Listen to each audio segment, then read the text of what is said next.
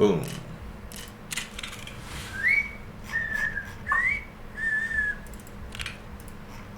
LBE armor. Took a heavy loss. Heavy loss. Heavy loss.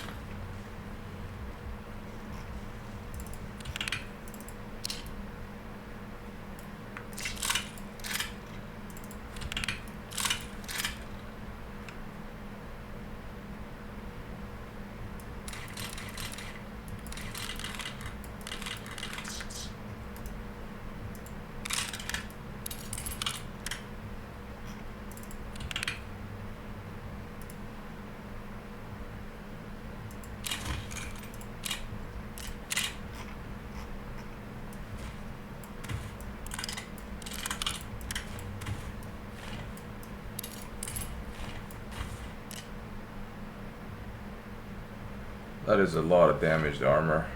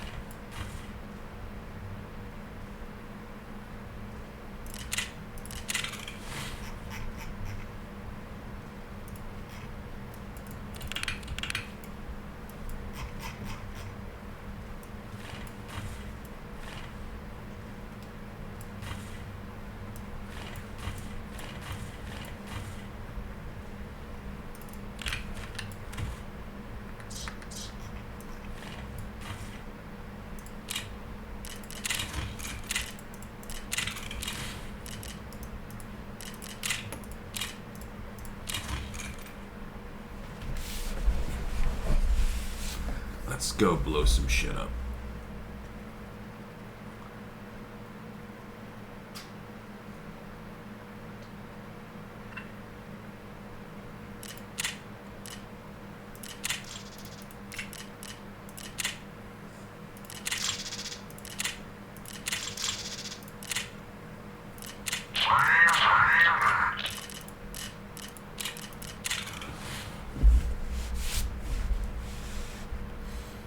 P90, don't want that.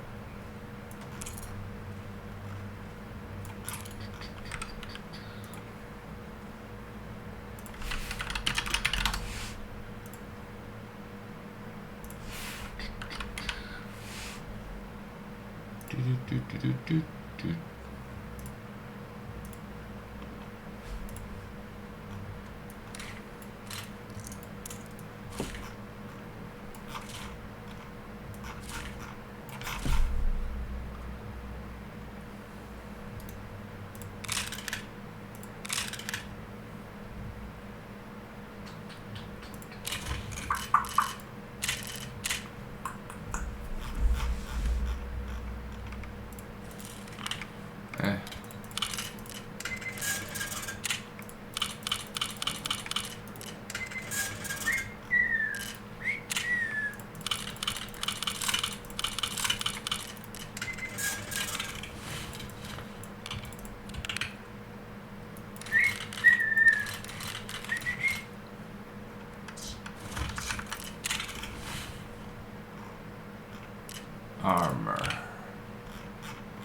It's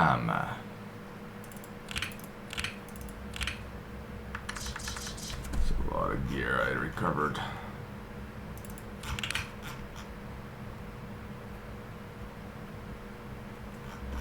Let's repair them.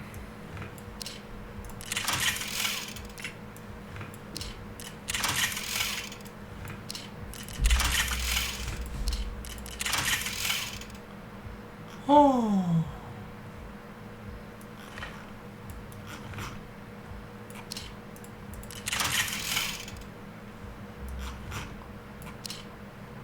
Uh-oh.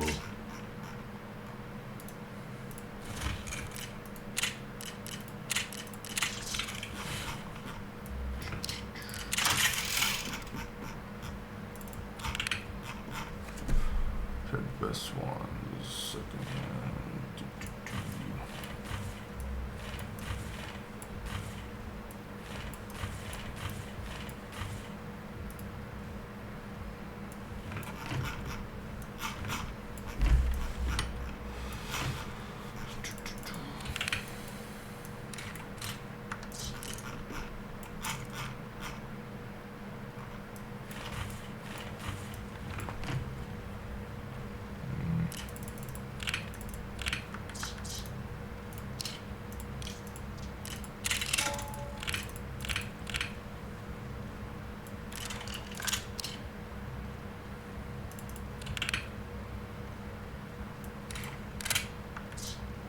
Just missing something.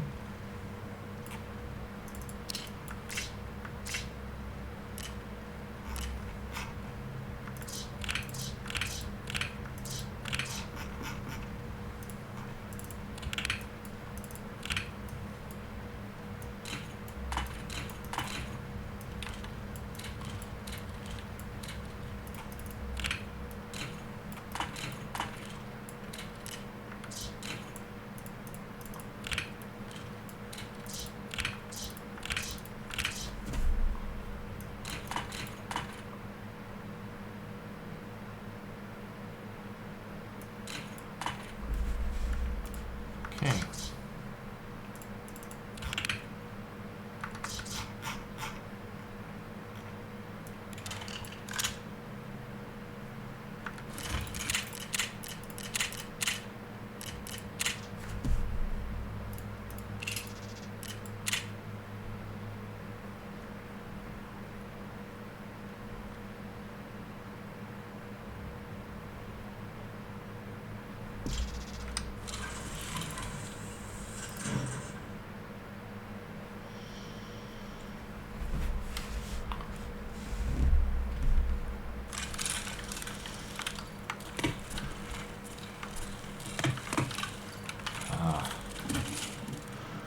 Perfect spot.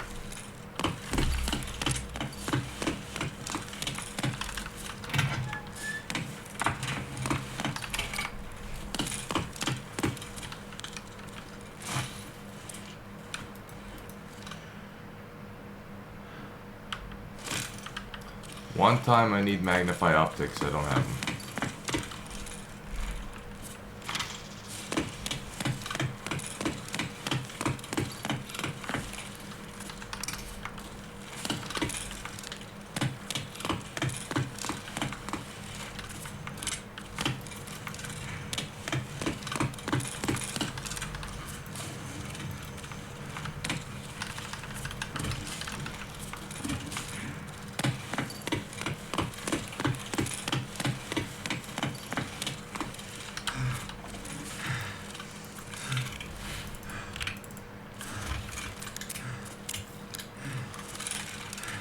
Oh.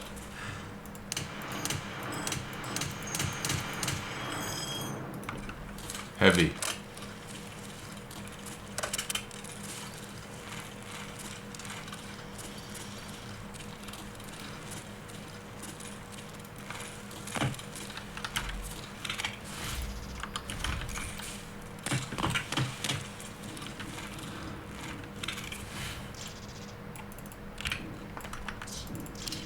That is one shitty gun.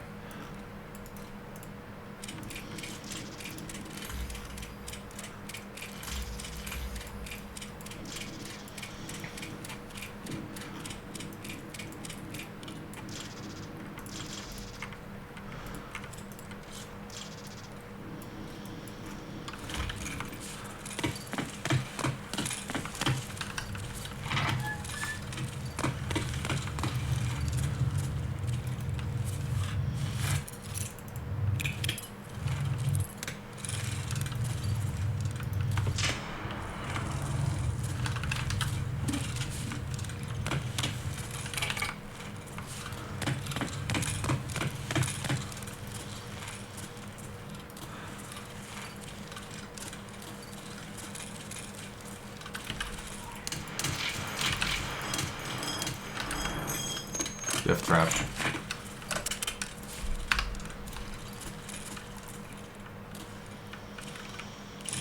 Come on, boys. I see you.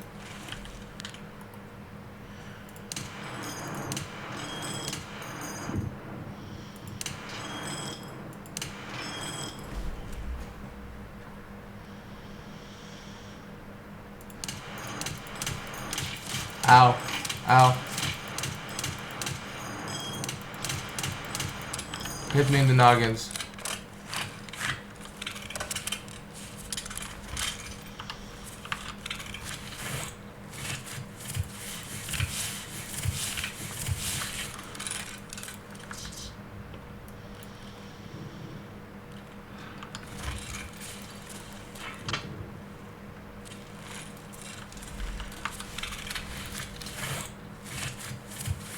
That was a direct hit to the helmet. That's why you wear a helmet, kids.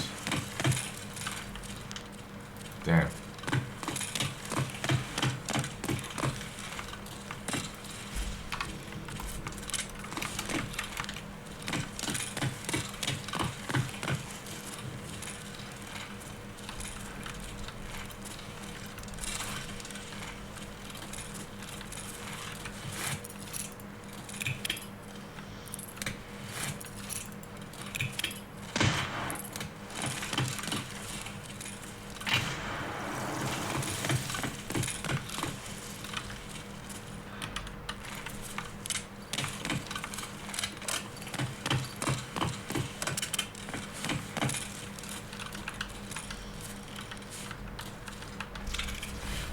Hello, Mr. Raider.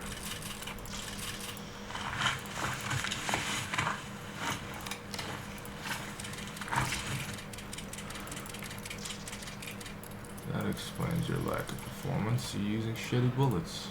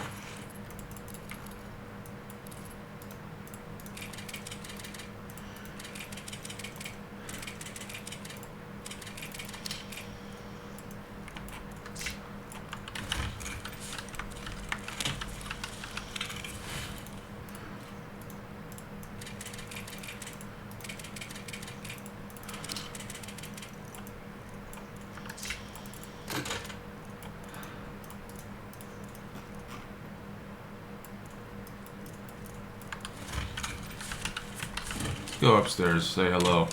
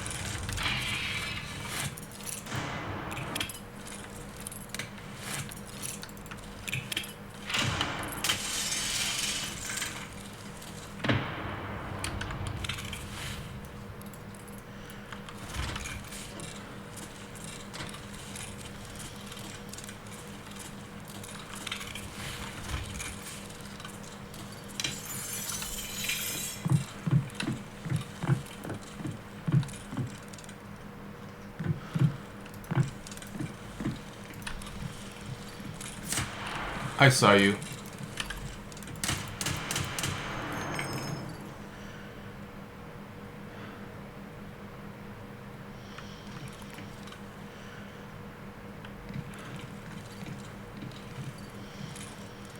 I don't think I killed him.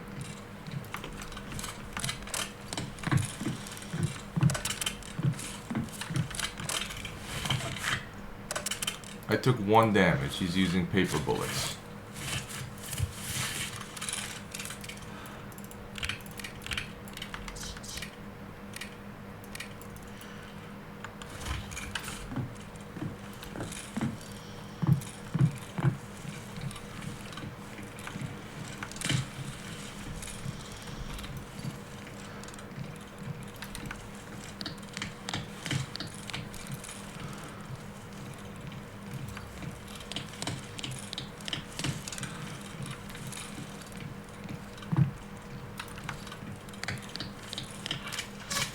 Yep, to my left.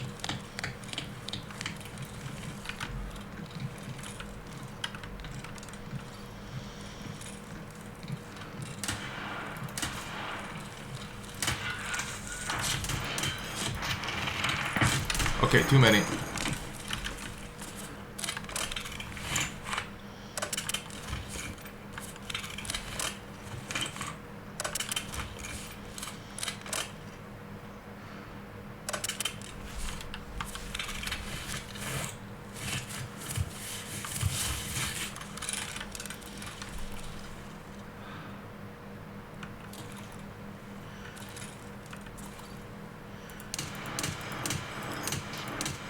One down. What the fuck? He shot me in the face. Run up and shot me in the face. That is unethical.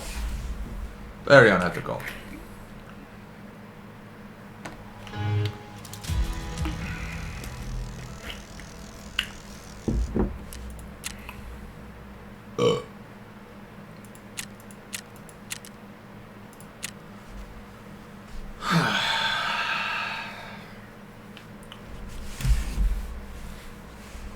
Oh, I didn't even check what kind of bullets he had. Too late.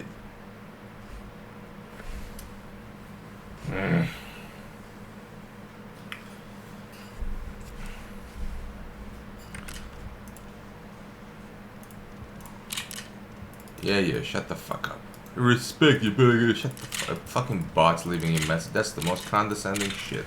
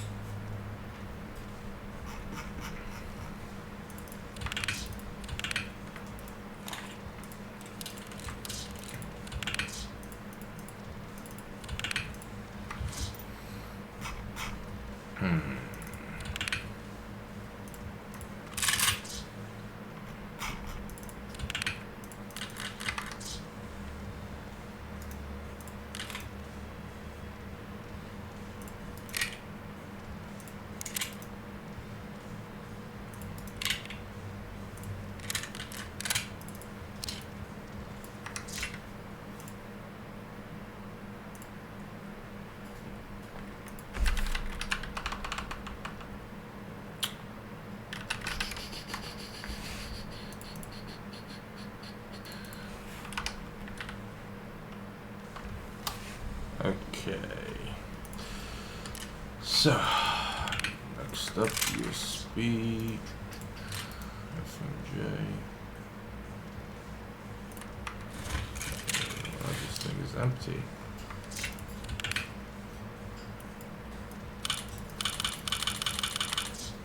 Oh. I need a mount for this USB. Oh, there it is. Put a light on it now.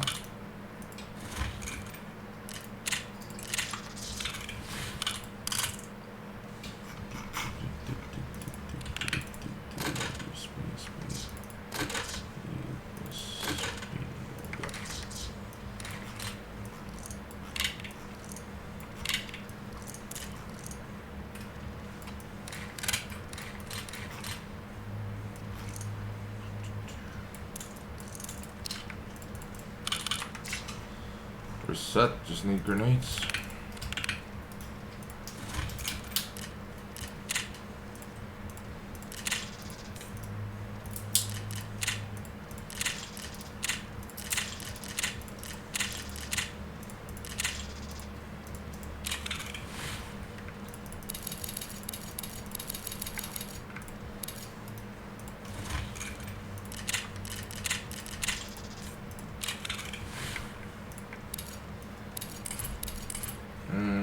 We're ready, right? Oh, injectors.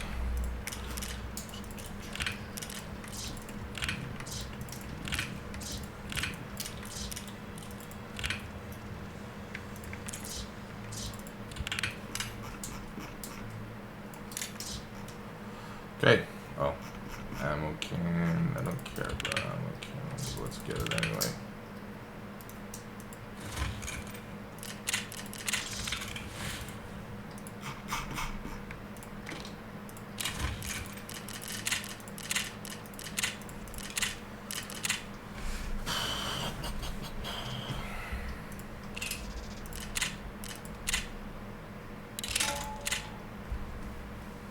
Let's go.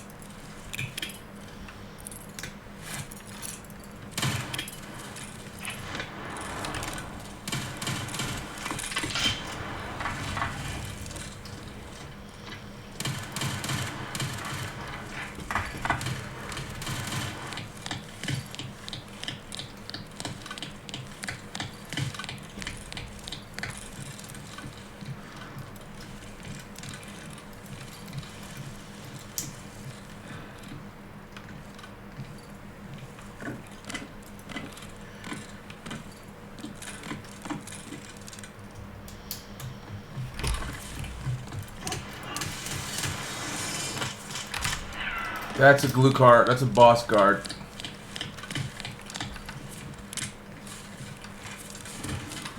He's close.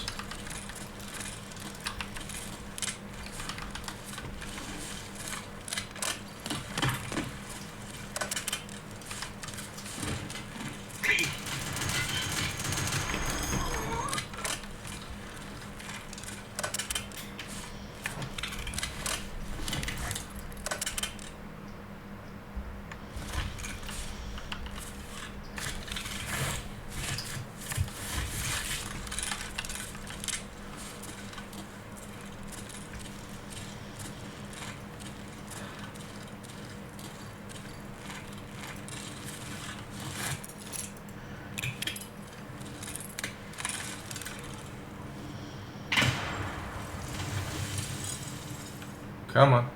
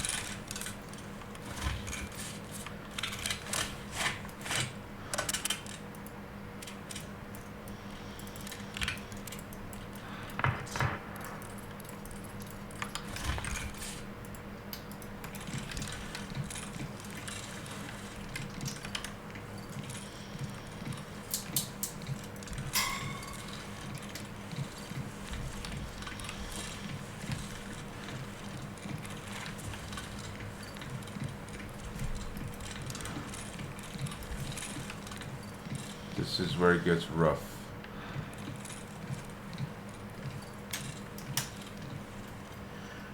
Oh.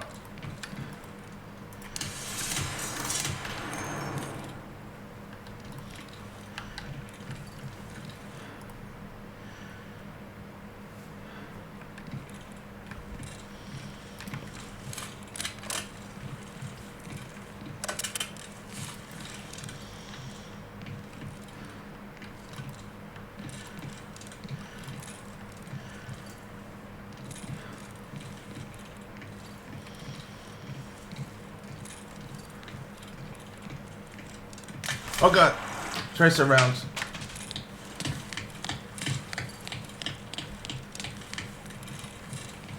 Ah!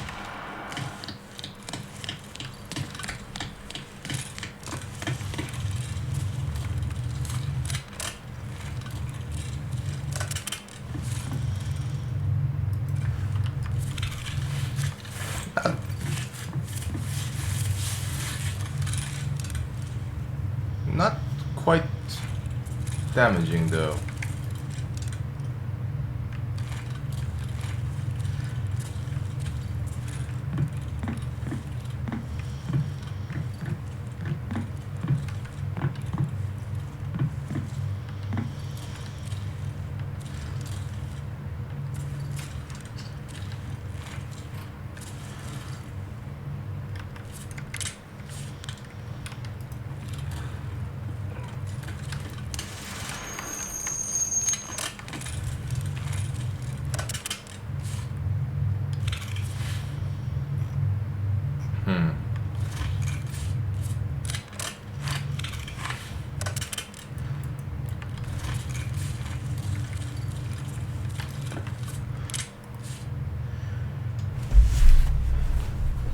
Need a bigger monitor.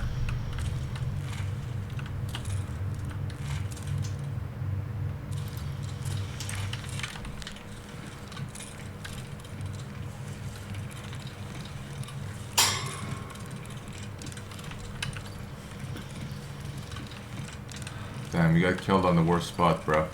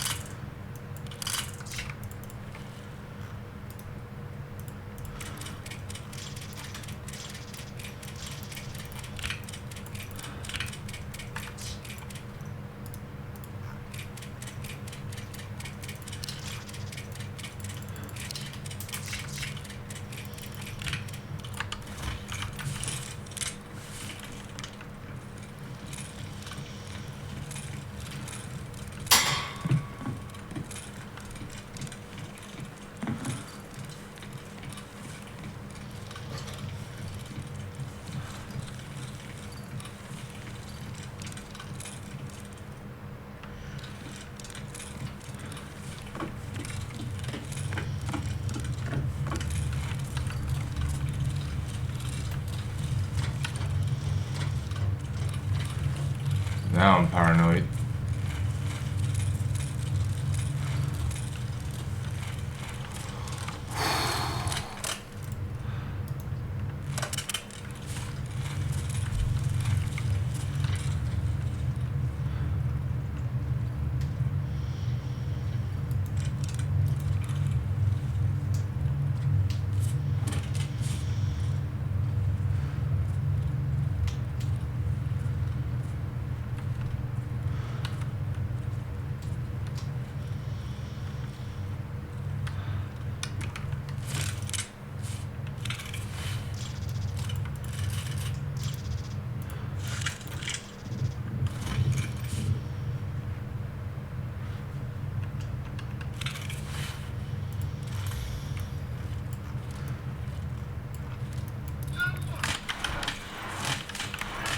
God damn it.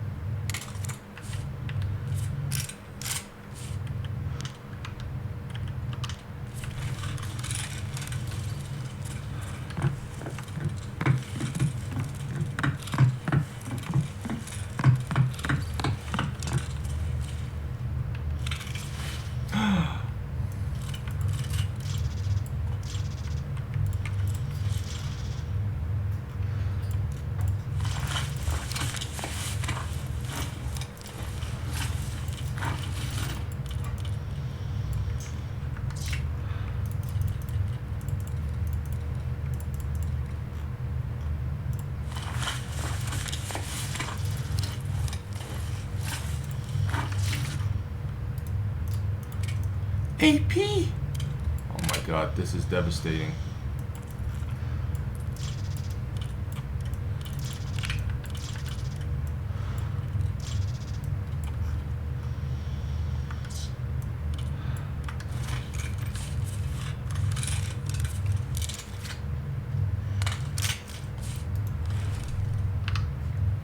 That is an awful sight.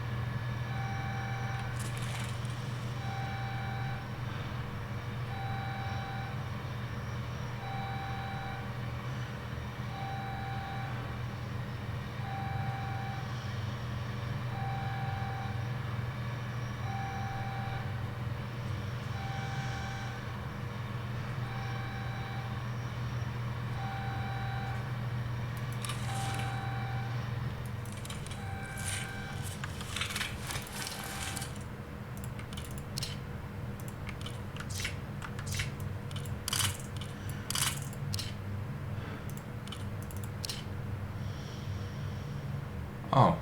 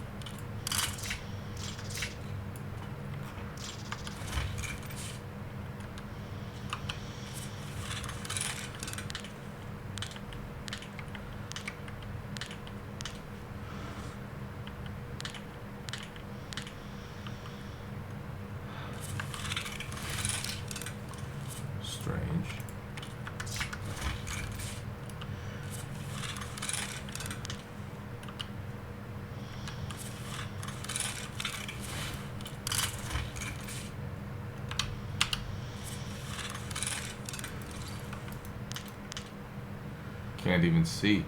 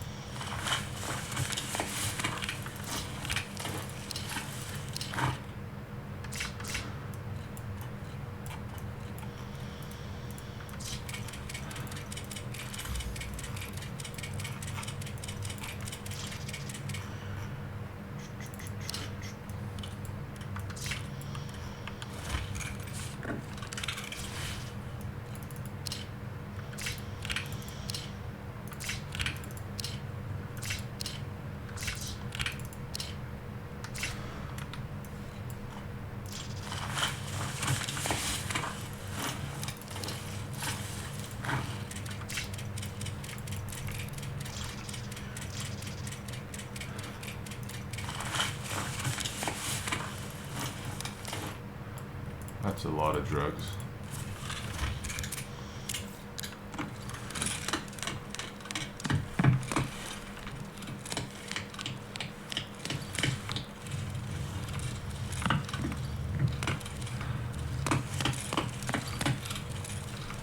Still can't believe I can't find the boss.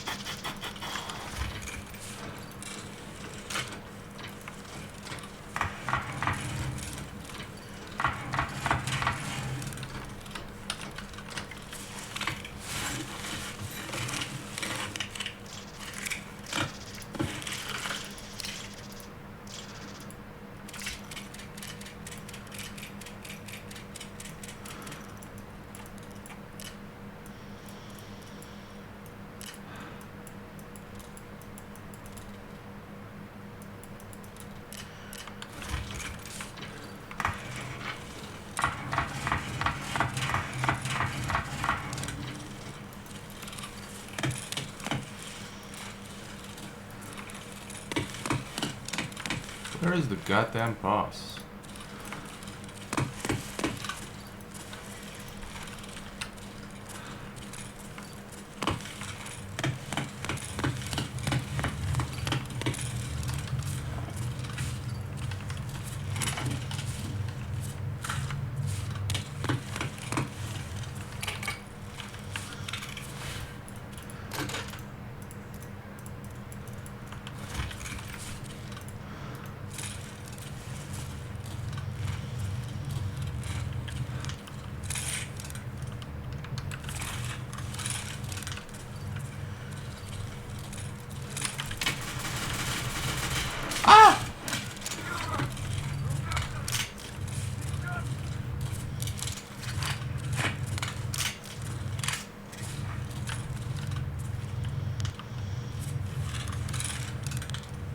I panicked. Could you tell?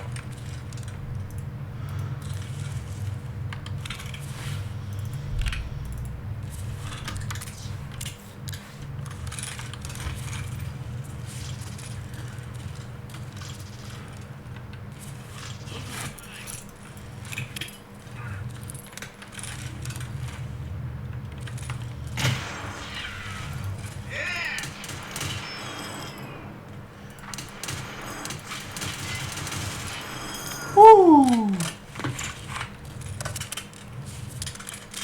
Delicious.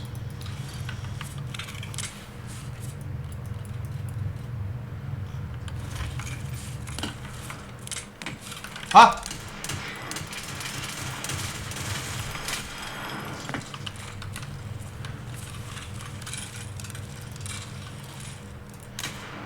Oof. 338 Lapua to the rescue. Single shot, single kill. No contest.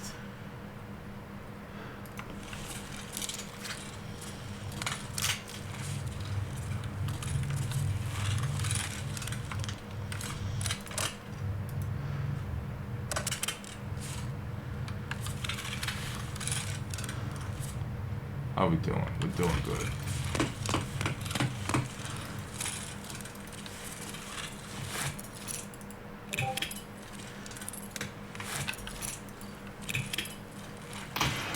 Oh.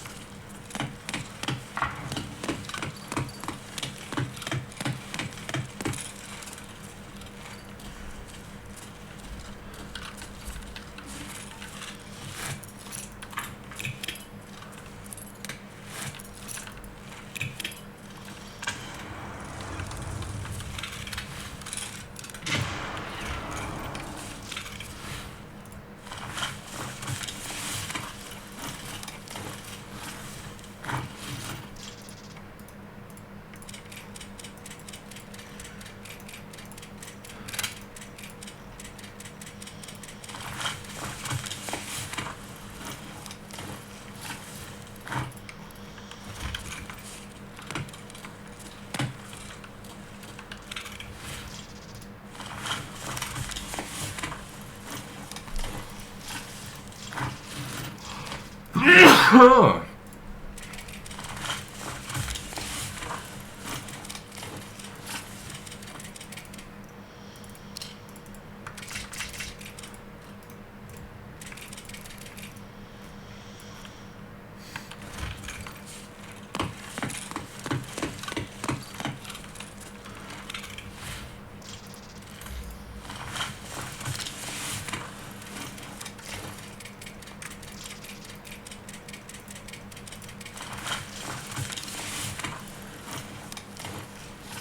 Come on.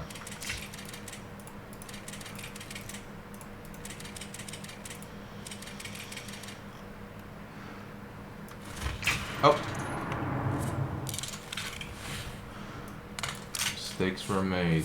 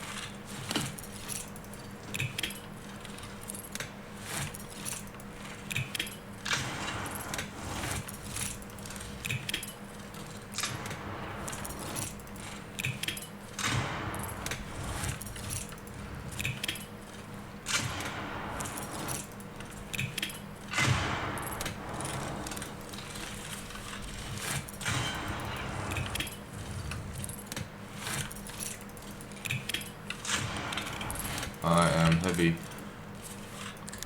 I'm heavy. Du-du-du.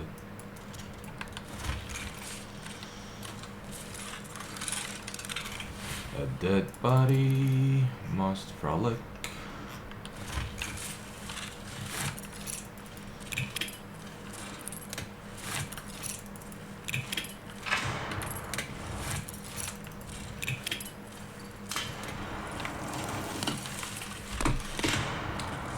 Well, well, well. If it ain't the sin, they'll sin. With the redemption of a $49 reward. How you doing, kid? Hello. Or should I say, hola.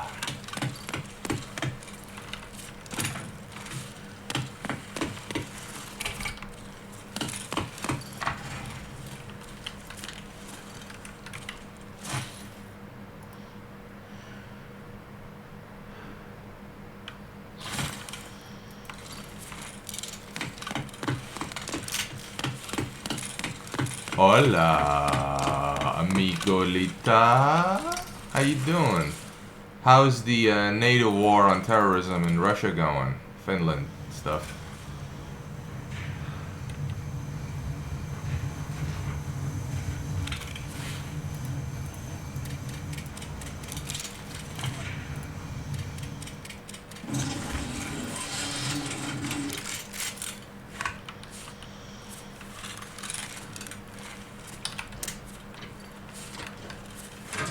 It's getting there, yeah. Are you on DEFCON 1 or DEFCON 69?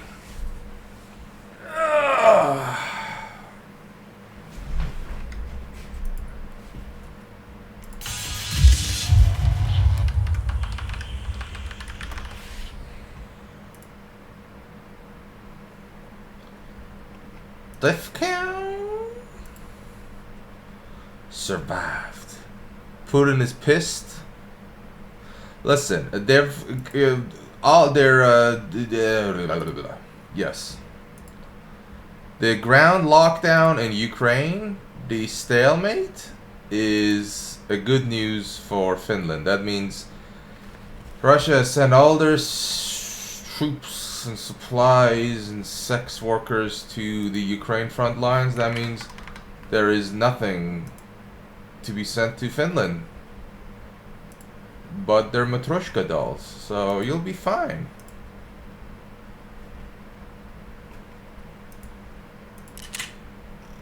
That's a lot of guards, that's a lot of raiders, no boss to be found anywhere.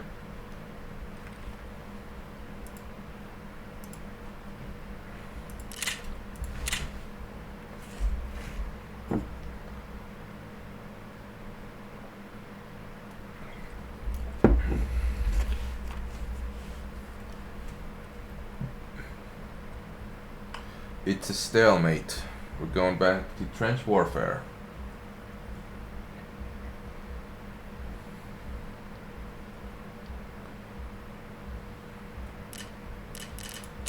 It's a stalemate, mate. Mate of the stealth mates, mates. Sell, sell. Sell, sell. Sell, sell.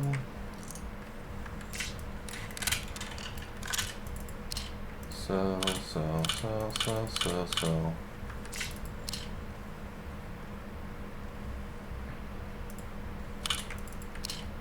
Ew.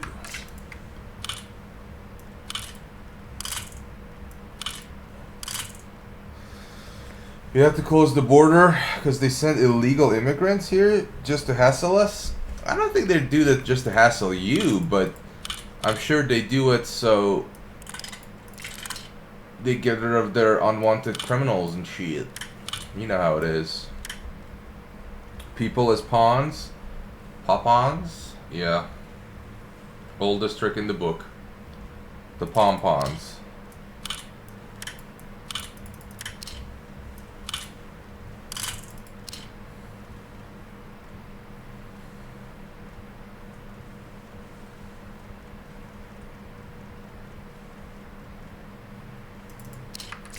Look at my double D flashlights. You see these double Ds? Oh, they're nice, aren't they? 2 of these bad boys. Oh, they're Russian. Oh, shit. They're Russian design. That means I've been paying Putin indirectly. Oh, no.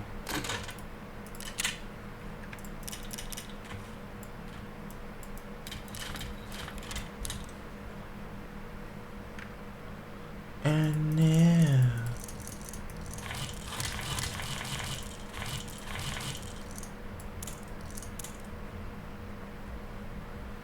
Contaminated double Ds.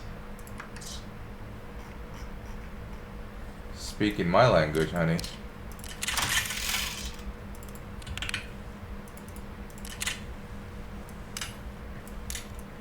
Digs. Get some digs. Sell. I want the best drugs. Nothing but the best for me.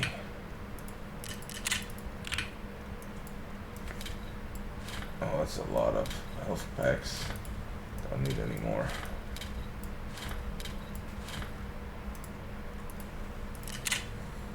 How's life in Canada? It's okay, you know. Car's at the shop right now for some repairs to the bumper. I'm not gonna have a car for a couple of days. Other than that, no complaints. Apart from the regular complaints. You know how it is. We as Canadians love to complain. We complain about everything.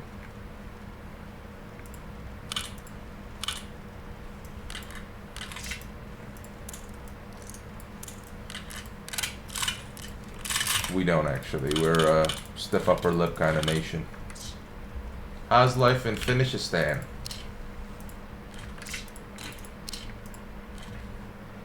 Did you crash it? A little bump I had months ago I left unrepaired. It's like, alright, the front is a little bit less ugly, a little bit less good looking, so it's like, alright, let's get it fixed. It wasn't a big deal. Just delayed it for a while because it wasn't necessary.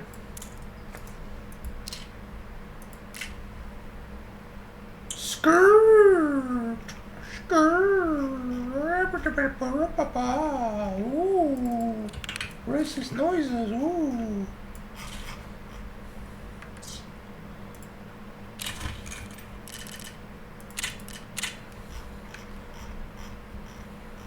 How's your car doing? Are you driving as good as Kimi Häkkinen, Raikkonen, Bottas, Valtteri yet?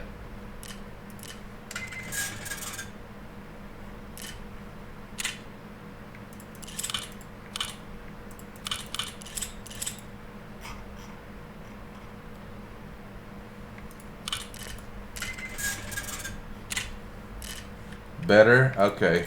So you've summoned up some sisu to drive aggressively, I guess.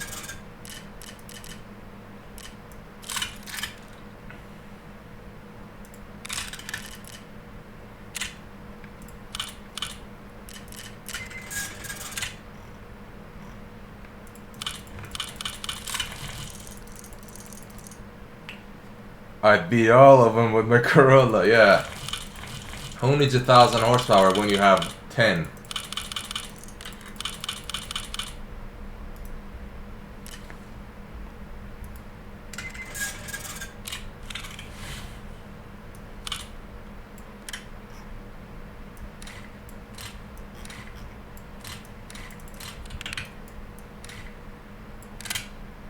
Perkeleys, yes. Perkeleys on demand.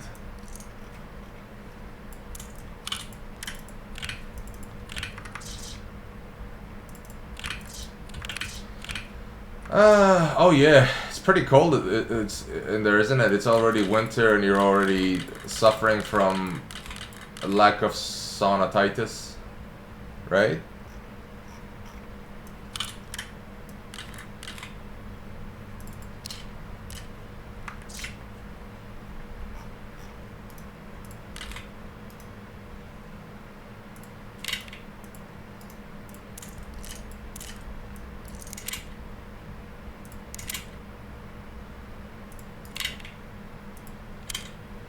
Miss Dumbledore? Who's...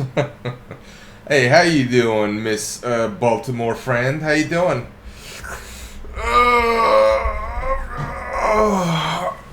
Yeah, it's creepy now that you're watching me. Everyone's watching me.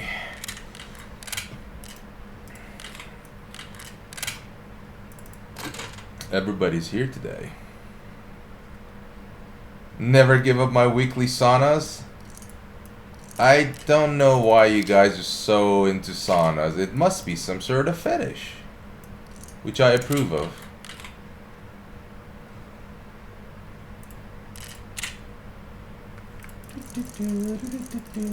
Alright, let's get some action going since people have arrived. What are we doing? Buying grenades. Presents for the enemies.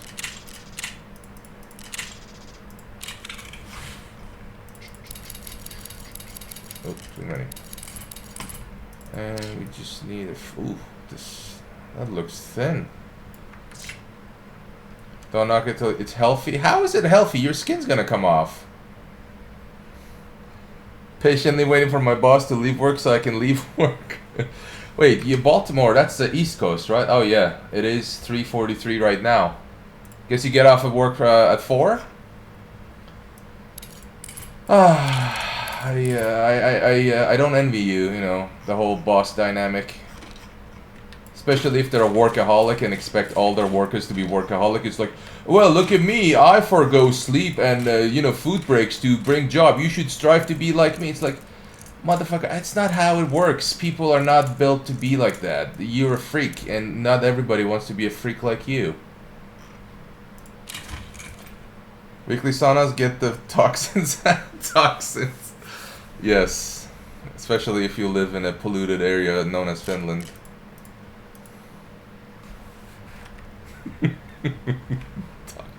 That's a good one. I'm gonna use that. Yeah, honey, this bleach I'm drinking, it's gonna get the toxins out. You know, it's the truth, right? It disinfects everything. Infidel.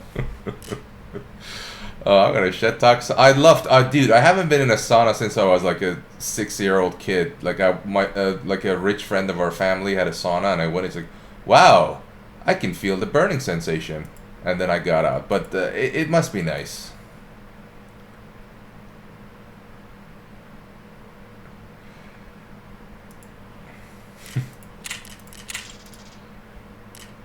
But they've been superseded by jacuzzis. Jacuzzis are better, more space efficient, right?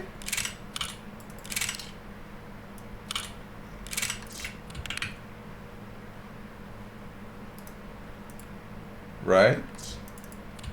Someone confirm my suspicions before I go mad.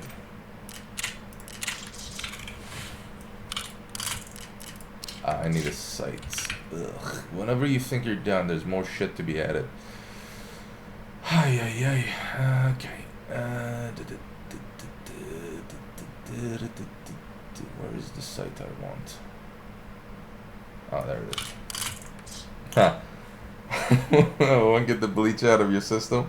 Don't recommend. I work 2 days a week in the office at a university. The rest of the at home, my boss is pretty laid back, but I still can't stand all the small talk with random coworkers who decide to stop by. Isn't that just the worst thing? It's like, look, this is a job, you know. It's not a vacation. I just want to be left alone in my cubicle, do my thingies, and then go home. Yes, no, I don't want to be your friend. We're just co-workers. Please stay away. And that plant, that potted plant you brought me, I don't want that. I don't have a space for it. Yeah, I get you. I get the feels. I get the feels.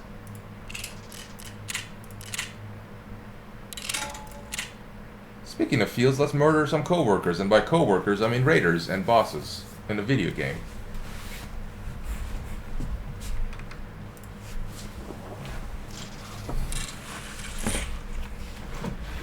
Baltimore. My boss is the best. She's literally never there. Seen her like twice. Oh yeah, did you find a job recently? You didn't tell me about it, did you? The best kind of boss? Well, I can relate because I'm my own boss. So I set my own expectations and hours. Yeah, give and take if you work for yourself, self-employed, and it's different. Different strokes. Shit, I forgot to bring ammo. That's okay. That's okay. That's okay. Oh god, this flashlight is so shiny.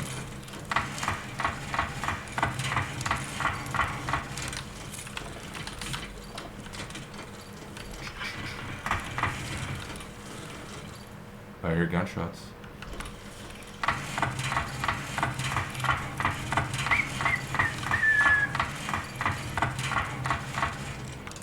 These footsteps are so loud.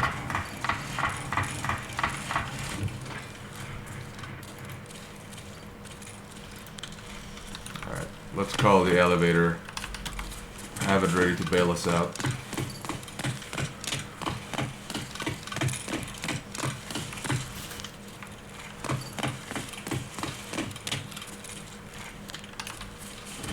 These flashlights, it's so freaking bright. Oh, hello, dead body. Ah. Someone's here. I can't see anything when I turn these on. Hello. Oh, wait. What? What are these?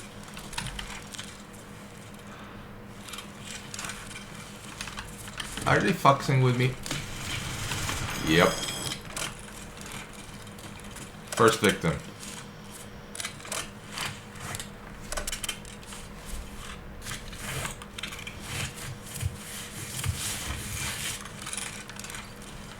That hurt.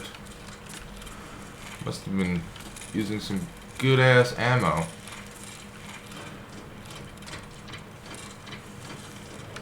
Same daycare I worked at before, new boss and new kids. Not much to tell.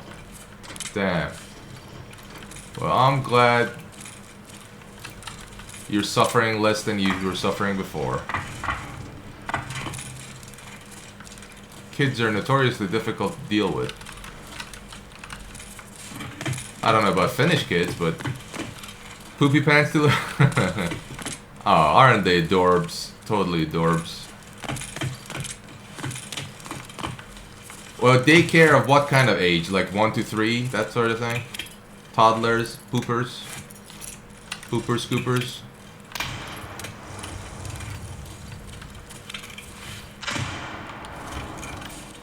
Hello, sir. Ooh, that's a nice gun. I think I'm gonna take it. And that. And that.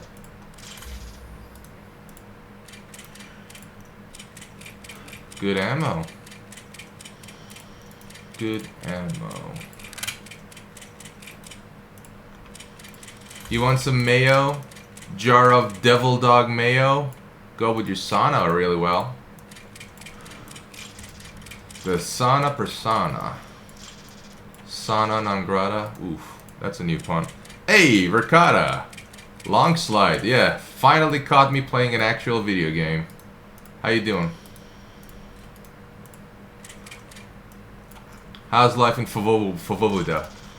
Favovuda pretty well?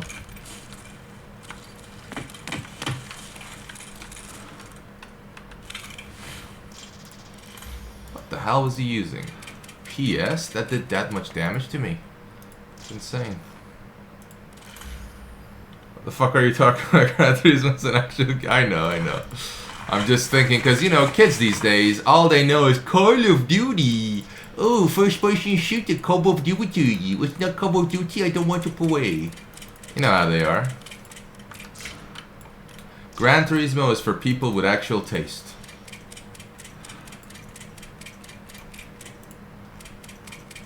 Santa hat.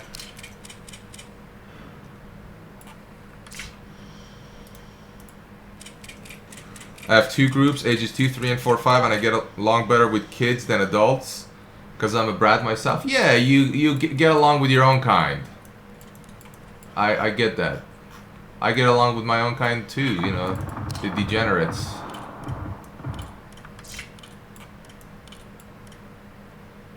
Weather is beautiful. It's like 20 degrees. That's really hot, Verkada. Oh, wait, you mean 20 degrees Fahrenheit. So that's really cold, Verkada. No, wait, you mean centigrade. That's really nice, Verkada. Celsius conversion. Yeah, 65 is about 20. Something like that.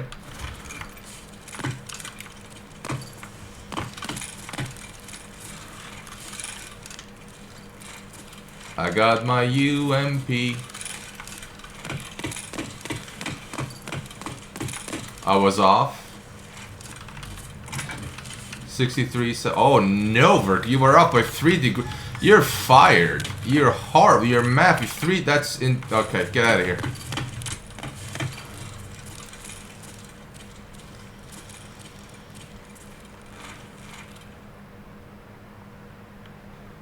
Yeah, I think 69 is about 20, which is nice. No takers.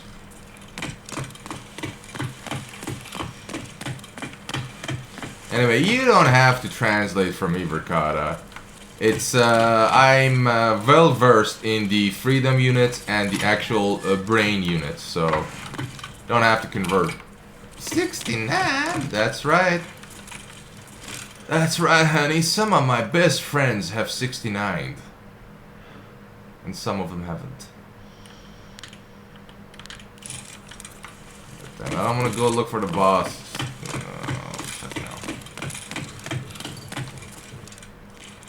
Go. Shots fired. Also, I don't know about you, but the trope of watching non-FPS players play stream flips is one of my favorite things. 69 is overrated. Ooh, you sound like a 69 virgin, honey. What's wrong? Keep my ass temp out all year. Yep. That's right. She knows. Non-FPS players play FPS games. Yeah, dude, it's like, imagine like an orangutan that's good at like sign language, and then you try to teach them how to eat a banana without spilling it over. It's like they have literally no idea what they're doing. And then people in the chat is just like, oh, you're not supposed to do this. You're supposed to press R to reload, aim down sight. Ooh, are you using a mouse and keyboard? You're using a controller like some snub. Oh, I love that. And then they get banned. And then we left. Oh!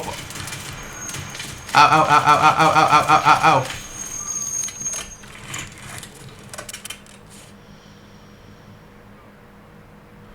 I think I heard him good. The recoil on this 50 caliber is so high. Oh, he's dead. I did hurt him good. This 50 caliber assault rifle, there's no other way around it. It's a 50 caliber assault rifle. Yep, in here? Oh, rarity, yes. No more simulator management. Oh, wait a minute. Hello. Hello, what are you doing? Trying to be oh, God, I'm sorry!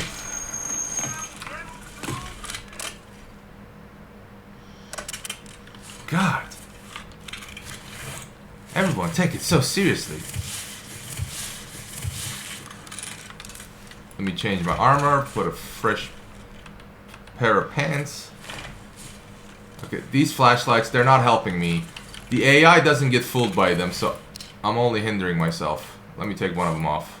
Double D has come off. Okay, one is manageable.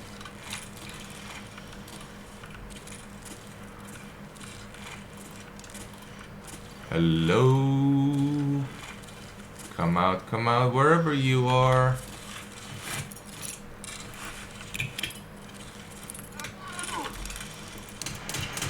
Did he say Ratatouille or Ganatatouille? Oh, I'm sure it was something along those lines.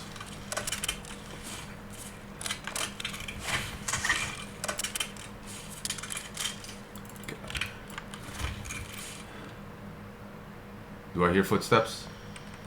Or am I going insane? Yes. Sometimes they flank.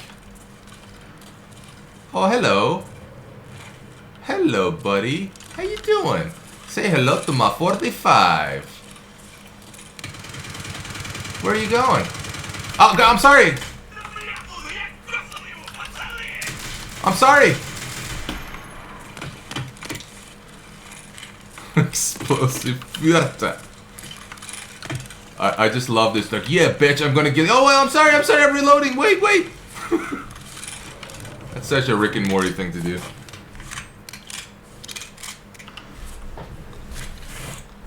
I walk in like a Terminator. I turn into a Jerry Smith.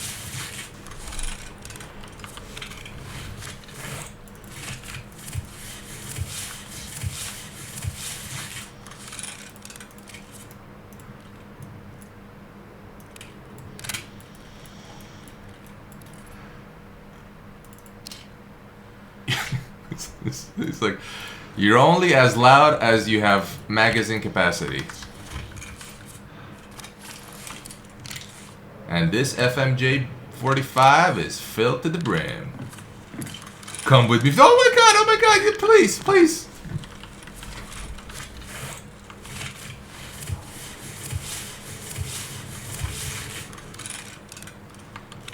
Are we good yet? Still sucking my thumb? That's a nice machete, eh? That's not a machete. This is a machete. Any takers? Nope.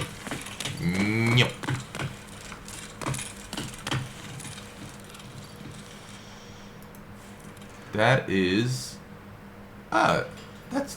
Is that a shotgun with a silencer? This guy was born loaded. Did you see that texture pop? Oh, hello. Bonk. Oh, come on. I know I'm using paper bullets, but you can't just walk away. I'm not using very high penetrative power because ammo because I ran out of those. Oh, he's dead. That's okay.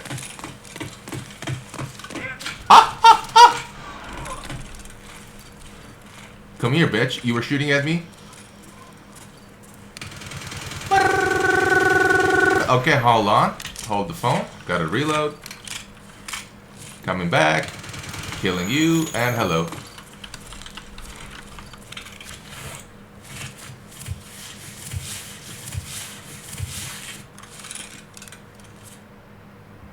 Ooh, ammo situation. No good.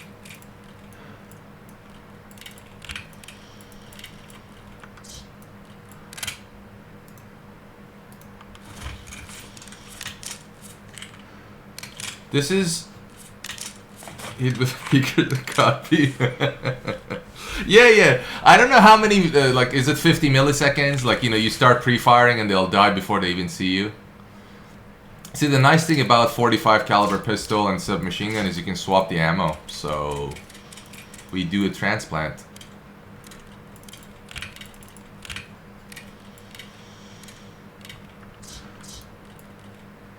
Pre-firing is banned in Geneva Convention.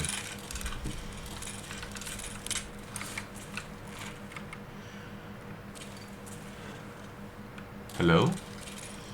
Hello? Is there no one else? Are you not entertained? Aha. I heard the yell.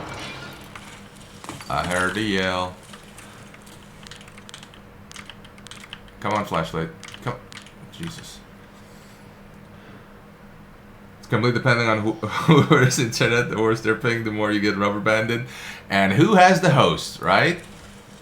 Yeah, that's why I don't play those games anymore.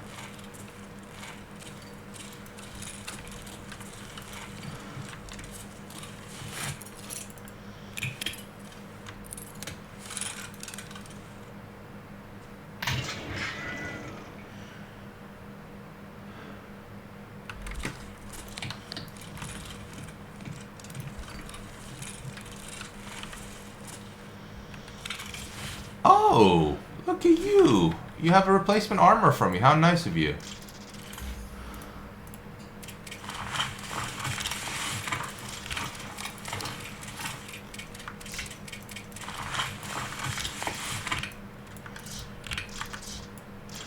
kind of ammo is in this? Turd ammo. Ugh. Beggars can't be choosers, right? We'll just keep that. And we'll take that. Australian from LCE region, and you literally will never have access to good internet in your lifetime. I understand. Bloke down under? Yep. I feel sympathy for the Kiwis. Like Benji Boy. Oh god, where'd that grenade go?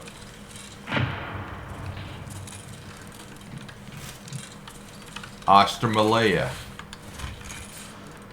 Yeah, they only get to play with their own kind. They're isolated. That's why they're racist. No, they're not racist. Maybe they are. Who knows? The Kiwis. That's right.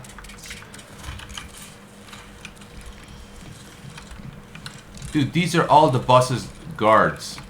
Where's the fucking boss himself? Letting his lackeys die before he does.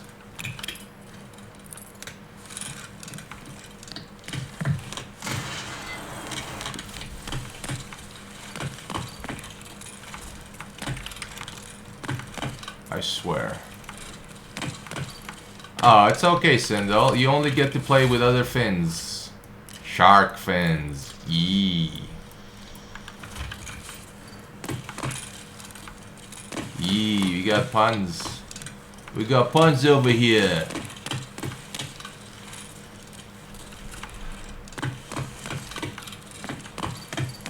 How do they greenlight that term? Kiwi? Well, kiwi is the national bird of New Zealand, so they call them kiwis. There's an actual game on Steam called Kiwi, but spelled differently. It's pretty funny. The national bird of Australia is a kiwi. No, wait, that's New Zealand.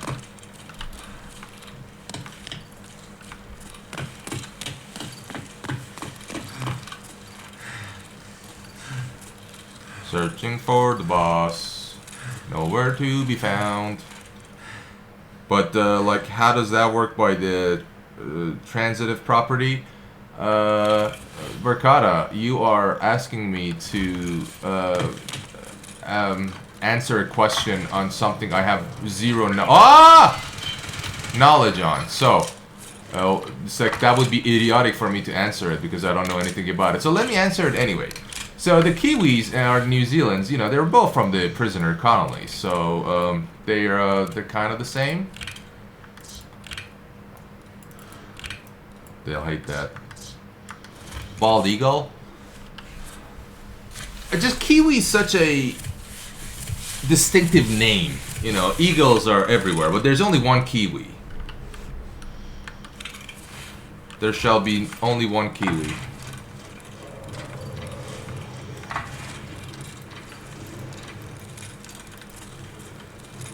That's another guard. Dude, that's where's the boss? Where the boss?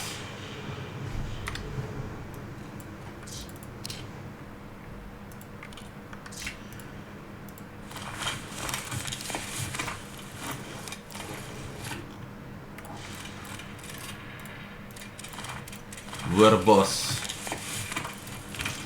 I need to see boss. Ah, he's got his priorities straight. This guy has cigarettes.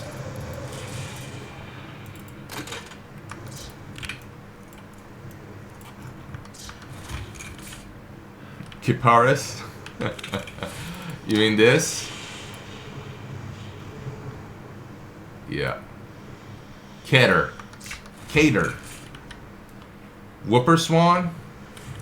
Oh no, you would be a, what's that bird you love? A pheasant. You'd be a pheasant. I know you love pheasants, don't even try to lie.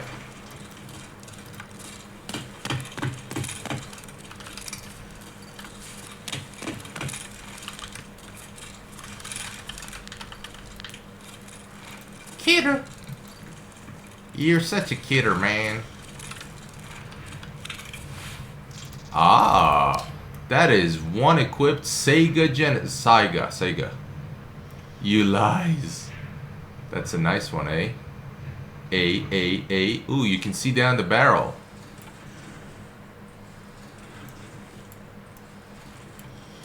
Damn, did you see the bullet disappear? I know it's hard to see on stream, but you can actually see the bullet disappear from the chamber when you remove it. Pay attention to the central piece here. Damn, the bullet's gone. The shotgun shield. Shield? You know what? We'll take that.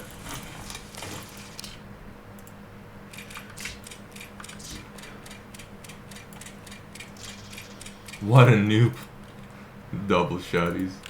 Yep. You know, I have a semi-automatic shotgun with a 20-round drum and a pump action one with a tube? What am I thinking? What you're thinking is you will make a great donation to my collection of drum magazines. I like those. I like a good old drum. This silencer is... No, wait, more ammo. Never say no to more ammo. I'll take your expensive helmet. And that. Empty the chamber, make sure it's safe for the next guy that picks it up.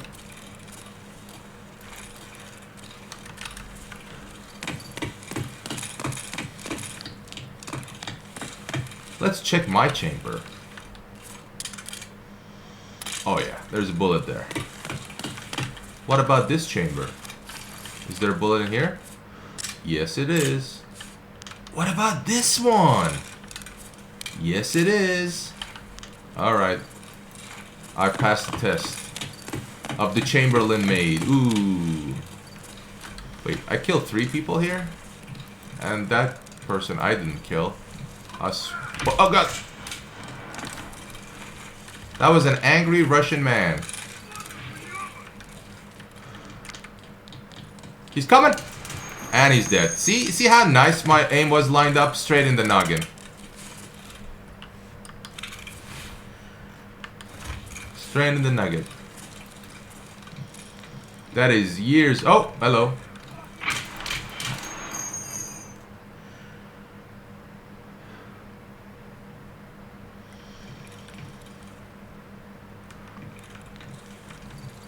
Oh.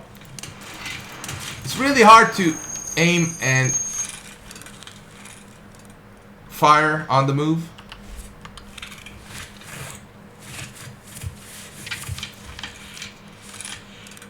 Am I being shot at? Hard to tell. Anyway, I believe I just mastered this to the highest proficiency. So we don't need to use this gun anymore. Sorry, mate. Let me eject the final round. Nice catch. Put this in a safe play. Excuse me. I heard a commotion.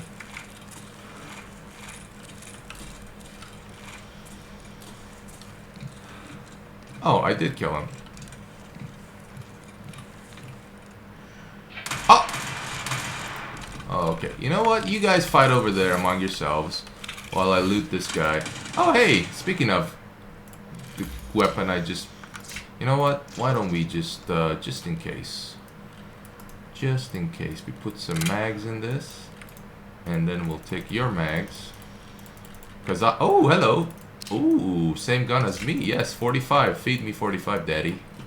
I love 45. You know what? I'll take that pistol too. You don't deserve it, obviously.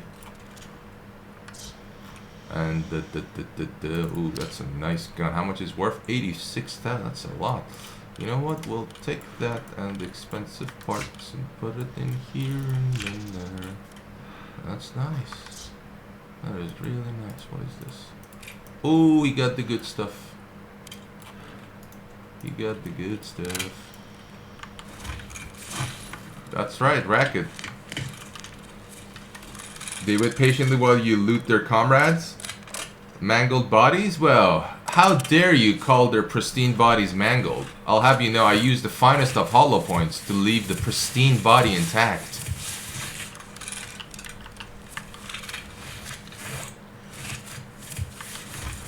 But no, there's different factions at play here. rogues, they're bosses and his guards, they're PMCs. So it's not a one-size-fits-all. See, they're all... Oh, wait a minute. That's the boss. That's the boss. No, it's not. It's just the PMC. He just had a big dick weapon. Don't mind if I take that, because they do like a PKM that's modified. That is devastating.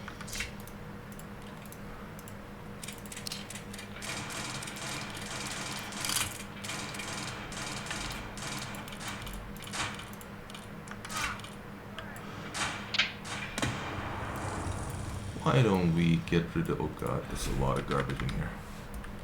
Why don't we get rid of... Oh yes. They're not shooting at me, don't worry guys. I can tell. I have ears. We don't need that. Let's empty that. Don't need that. That doesn't work. That doesn't work. Don't need that. It goes in here. Goes in here. The PKM is a force of nature. Don't need these. That's good. That's good. Go here. That is good. Drugs. Give me all the drugs. I love. Some of my best friends are addicted to drugs. You know what? I think that's enough. Tomfoolery. Let me check this weapon. Oh yeah, looks good. Looks good. And check the mag. Yep, looks great. Looks great. Yes, this is quite a weapon. Look at the noises it makes, man. Okay, I'm out of here, man. I've done enough. I've done enough.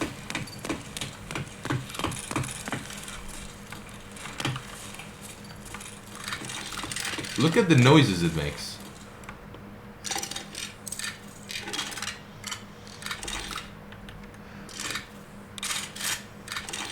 I just ejected the round for no reason, because I could. Suka Bliet. Sure does, honey.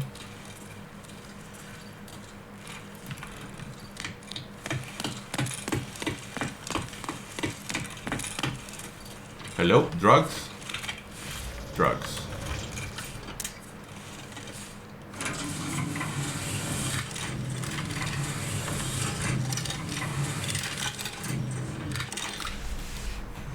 Babushka! Apparently babushka means grandma. I think.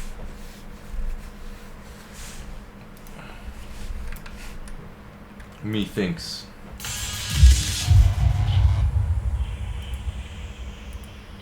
Survived! Oh, look at me, I got Santa beard. Oh, I did kill... Wait a minute, 2 bosses? Oh, the second guy I killed was the boss? Man, I wasn't even... I don't even remember.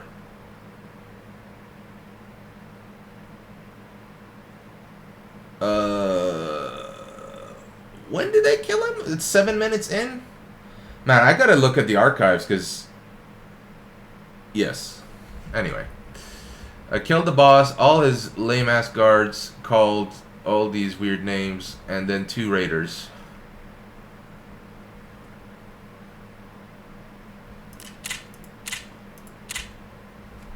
Mission successful. I only have to kill that boss 14... Oh, wait. 11, 12 more times.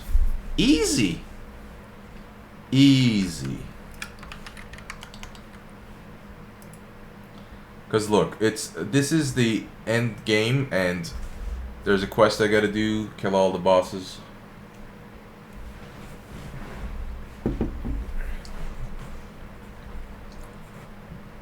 The more you play this game, the more unstable it gets.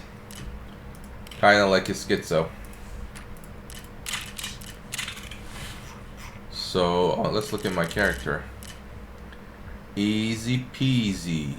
Penis squeezy. Character. Oh, there it is. There's me. I'm so handsome. So combat proven. So many thousands of kills. I've killed 2,500 innocent people. That's okay.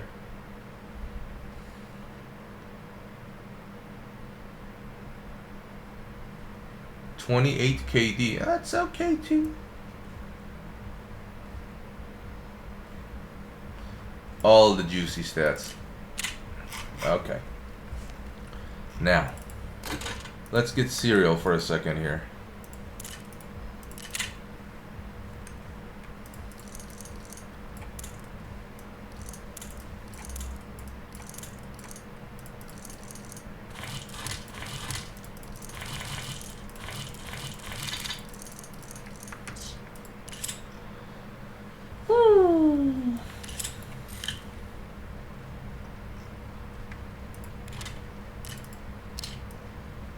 That is a weapon. Although it's not made well, I mean, not customized well, is what I should say. We're gonna disassemble it and build it better. Look at that.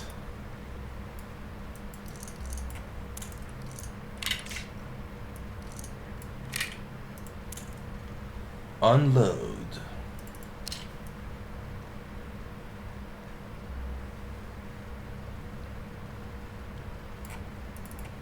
Look at the receiver. There are givers and receivers. Which one are you? Give it.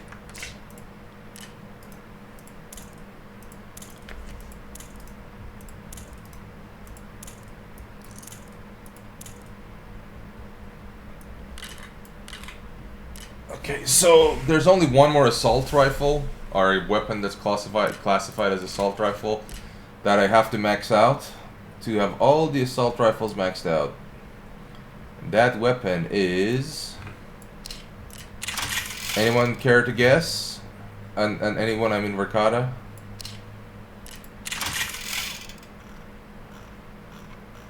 There's no way you would guess, so that's a pointless thing.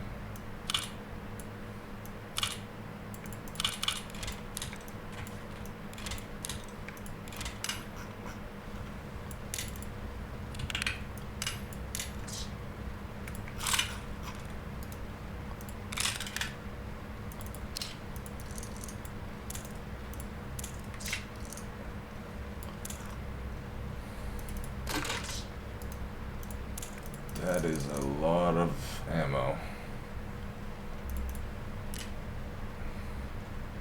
Oh man, I don't want to sort this mess out. Somebody do it for me, please. No, I gotta do it myself. Want shit get done, do it yourself.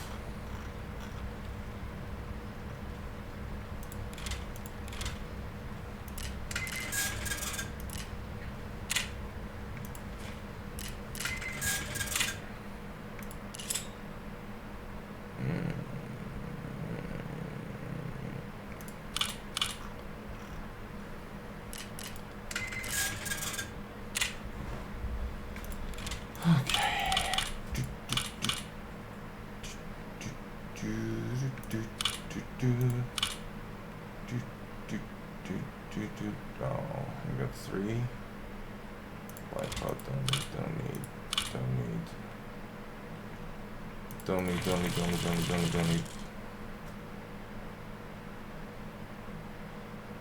That Lapua Magnum, oof.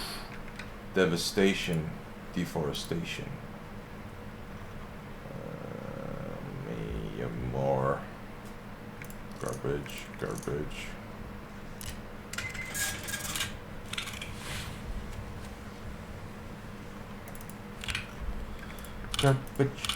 Well, technically usable, but garbage.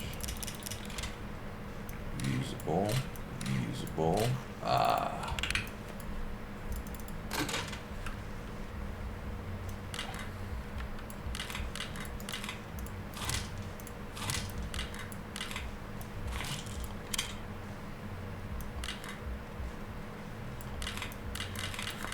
That's a nice rack.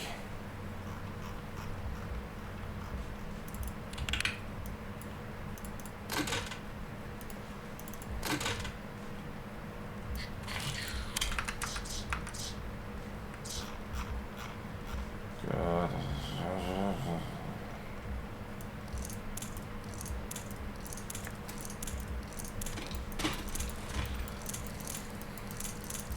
And why don't we watch a video while I do this inventory sorting? Because that would be a lot more interesting than this. I am sure people are falling asleep as we speak. Let me put up a video. Watch a restoration video, eh? What should I... Ah. Ooh. What's this? Ah. Oh, I know. Very relevant. Digital va- No. Very relevant. Relevant.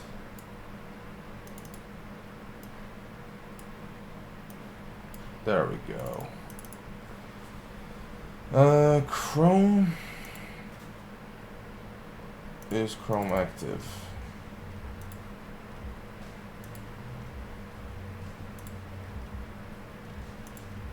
There we go. To close, it's fair to say that the fighting game genre is in a great spot. Street Fighter 6 and Mortal Kombat 1 were both excellent games. You heard that, Street Ricardo? Fighter 6 in particular righting the wrongs of its prior numbered entry.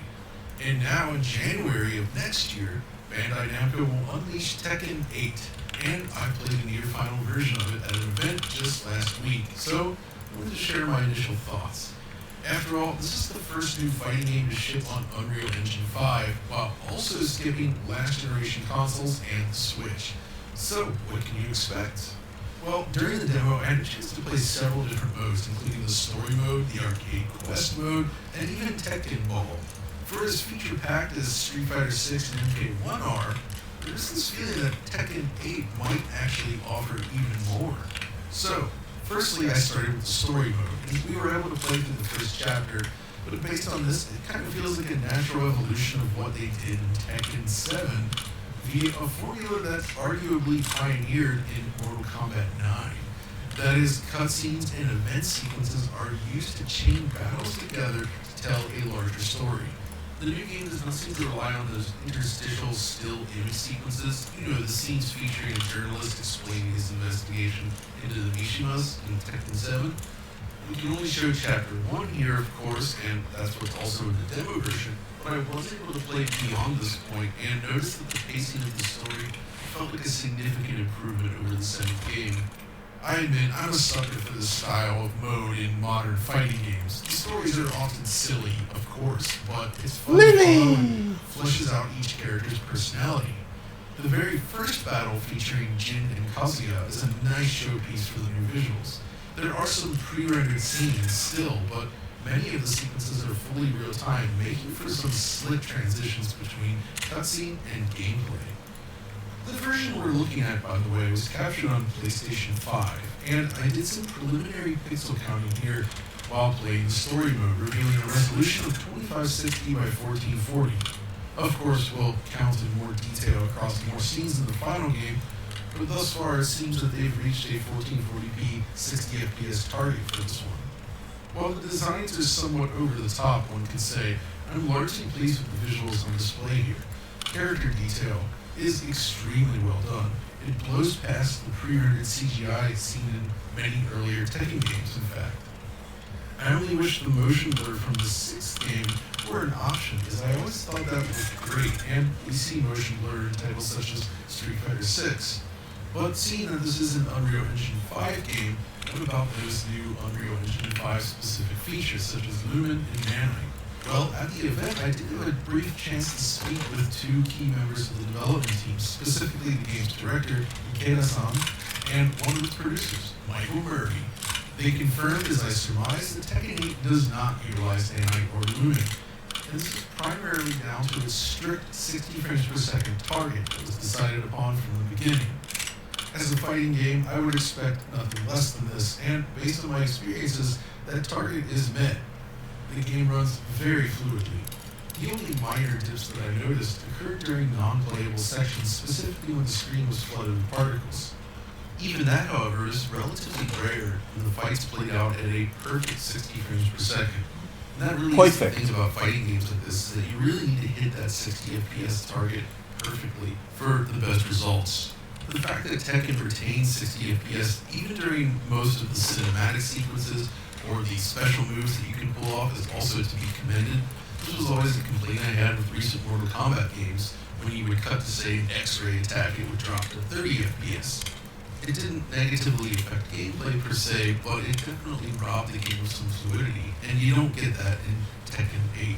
So knowing this, yeah, it makes sense they would omit Lumen and Nanite from this game. Given the challenges that many developers have faced in building first-generation UE5 games, it makes sense to omit these features, especially when performance is so critical. And it definitely looks great as is. I went back to play around with Tekken 7 afterwards, and was surprised that my memories had led me astray. The game is perhaps less detailed than I thought. Between the geometric density of the characters, to the skin shading and clothing and more, Tekken 8 is a significant leap forward.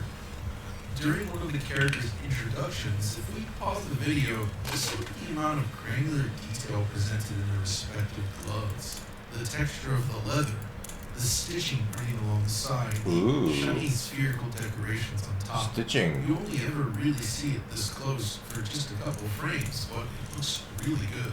Going through the capture frame by frame really helps you appreciate the animation on display too. The hit impacts, the particles, everything necessary to ensure that each and every hit feels great without sacrificing responsiveness. Compared to the demo that was just released on PS5 though, I did have a chance to play around with other characters in arenas during my time with the game, and I think they all look pretty great, with a lot of fine detail chiseled across the various surfaces, either using geometry or smart texture work. While the backgrounds in Tekken 7 always look pretty good, I would say that they suffer from a little bit of that mid-generation Unreal Engine 4 look. And the extra detail you get in this new game definitely pushes it up to a new level, as you'd expect, of course. Beyond this, the arcade quest mode really piqued my interest. It basically drops you into a fictional world in which Tekken 8, as an arcade machine no less, just released and everyone is excited about it.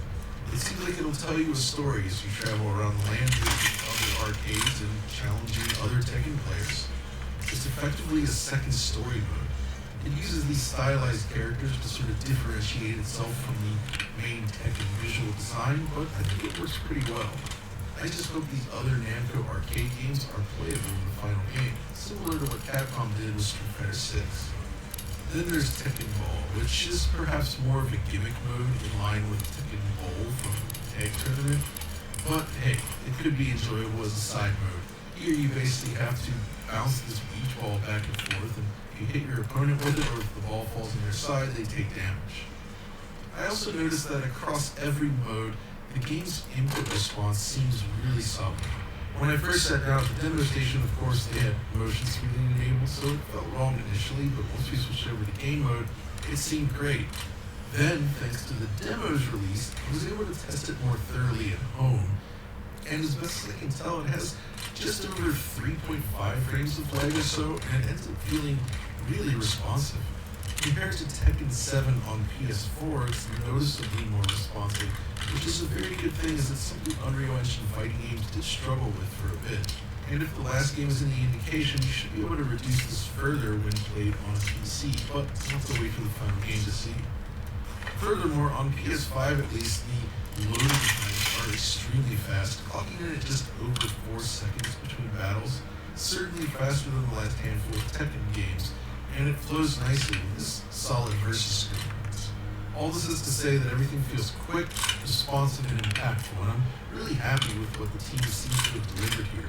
It's certainly a prettier game than the last entry, and it feels even better to play. I'm also excited about the game's soundtrack, of course. Namco never misses when it comes to music in their games, and the music we've heard thus far is pretty good. Here's a sample.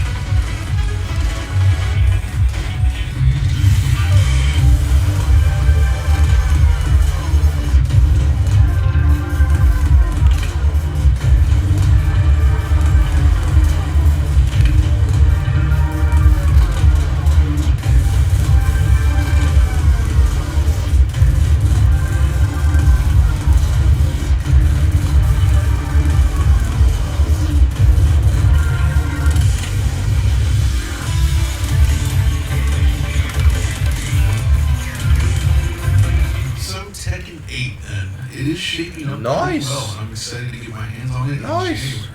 While the jury's obviously still out on the game as a whole, I think at this point we can say with confidence that the technology side of things is shaping up pretty well.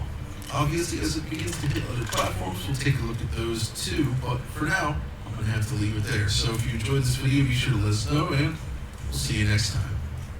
I'll be sure to let you know. MSI's MPG Infinite X2. Shut up with the ad. Next video. This is gonna be a divisive topic, which I love. I love being divisive.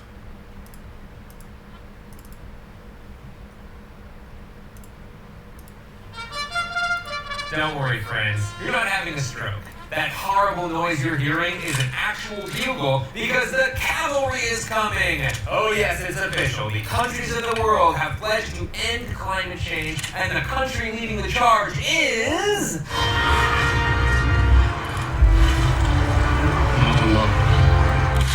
Saudi Arabia! Wow! I did not see that coming. Saudi Arabia, the country that owns the largest oil company in the world, has pledged to bring down their fossil fuel emissions. And you don't have to take my word for it. In 2021, Saudi Arabia committed to taking action. We will set and surpass new goals for how to protect the environment and our future. As the world That's like the serial killer in the house has the only access to the only gun in the house to protect everyone else. Grapples with climate change and the urgent need for eco-friendly solutions, Saudi Arabia has emerged as a visionary nation. A desert-covered nation, once known for its oil reserves, is leading the way towards a greener future. Well, you know we can trust them, right? They told us they didn't kill Jamal Khashoggi, so we can trust them. From wind farms to solar plants. And sure, Saudi Arabia got a ton of good PR for their promises, including an exclusive week-long climate conference ahead of the annual UN Climate Summit. But they're not doing it for the admiration. They're doing it because they believe the science, and they know we can't keep burning oil and gas without causing more climate change. Is it? So it was really weird when they got caught on camera detailing a hidden plan to get countries in Africa and Southeast Asia addicted to oil so they can turn around and sell them, you guessed it, fossil fuels. The issues of climate change and the energy transition, the kingdom's kind of spotted there's a risk of declining oil demand around the world, and so the OSP Yeah, they also wouldn't download a car. has been set up to try and kind of, I guess, artificially stimulate demand in some key markets. Is that what you guys have been set up to do?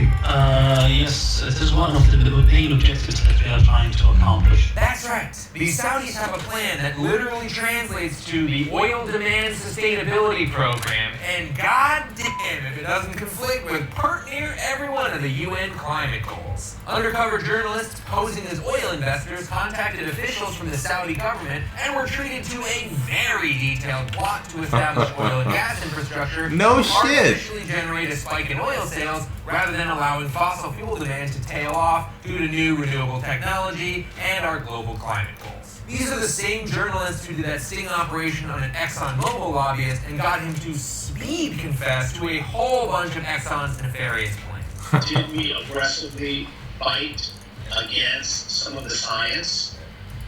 Yes. Did we join some of these shadow groups to work against some of the early efforts? Yes, that's true. The carbon tax isn't going to happen, but it gives us a talking point that we can say, well, what is ExxonMobil for? We'll work for a carbon tax. Ooh, we did a great job on that sting operation, boys. Ooh, it was good. No, it was so good. They actually did a video on it back in 2021, linked in bio. You can watch it if you like. When I saw the footage of Saudi Arabia using their climate pledge as a smokescreen to sell more oil, I figured you might want to see that too. Hi, I'm Raleigh Williams, a guy with a climate science and policy degree and an extremely limited wardrobe. And this is a video about Saudi Arabia's secret plan to sabotage climate goals. Welcome to Climate Town. Expose, Jose.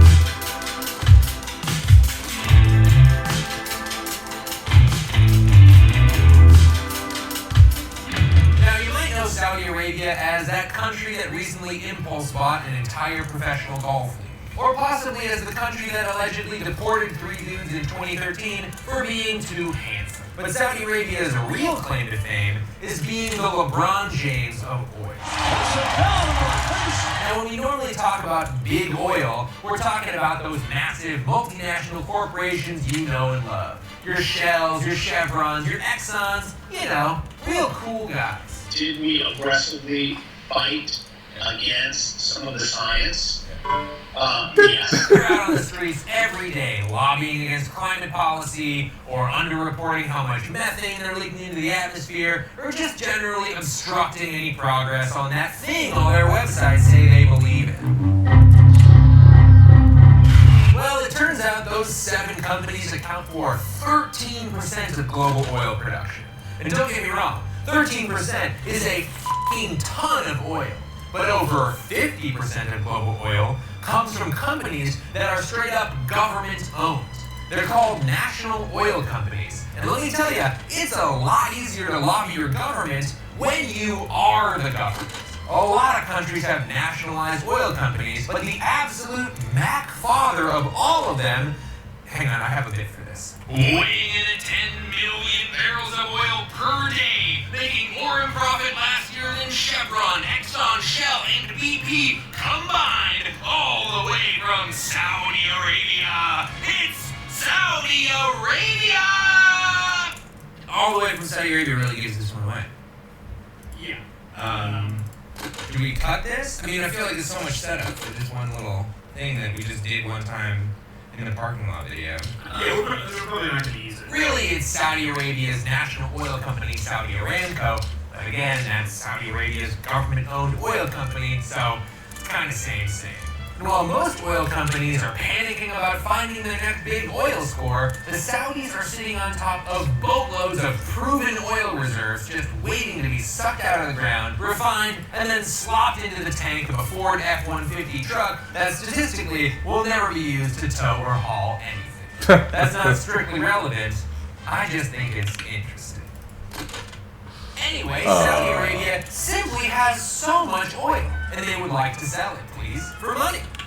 Lots of money. Buying a professional soccer team money. Or buying 10% of Heathrow Airport money. How is that for sale? But at the same time, they're a country that wants to be taken seriously on the global stage. They've signed the Paris Climate Agreement, and they've explicitly endorsed the UN's climate goals.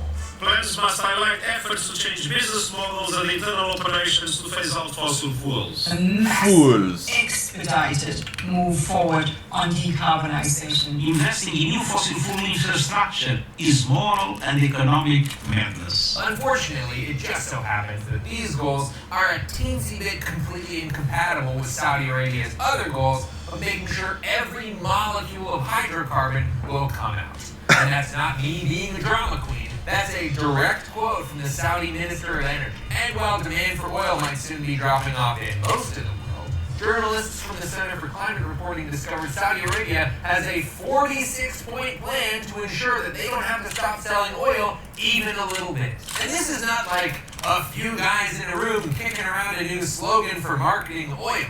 This is a sweeping national program spanning 17 government entities. The Saudi government even went so far as to hire a graphic designer to make this beautiful presentation, laying out the entire plan in easy-to-follow steps. A very helpful intro slide shows that they've identified more than 80 ways to stimulate oil demand, but they're prioritizing 46 objectives based primarily on which one is going to get that oil moving the fastest. Which is a little tough to square with this. Science is clear. We need to phase out fossil fuels. The addition of fossil fuels. I would love to talk about all 46 plans, but I promised my producers I would start making videos that weren't 30 minutes long. So here are my top 3 favorite schemes. Automobiles, or cars, guzzle down more delicious sweet oil than anything else on the planet. Mostly because there are so many of them. Unfortunately, gas-powered cars are getting cancelled by woke electric vehicles on the liberal free market. So Saudi Arabian oil demand is going to have to take a hit. Unless they can concoct some kind of plan to get African and Asian households to buy new cars and make sure those new cars are gas-powered. Luckily, the Oil Demand Sustainability Plan has got them covered. First, you gotta make roads by facilitating investments in road infrastructure with a special emphasis on highways. If that sounds familiar to you, it's because it's exactly what the United States did in the 1950s and 60s. In America, it was car companies pushing for the roads. In sub-Saharan Africa, it'll be a foreign government with a vested interest in selling oil. Radical.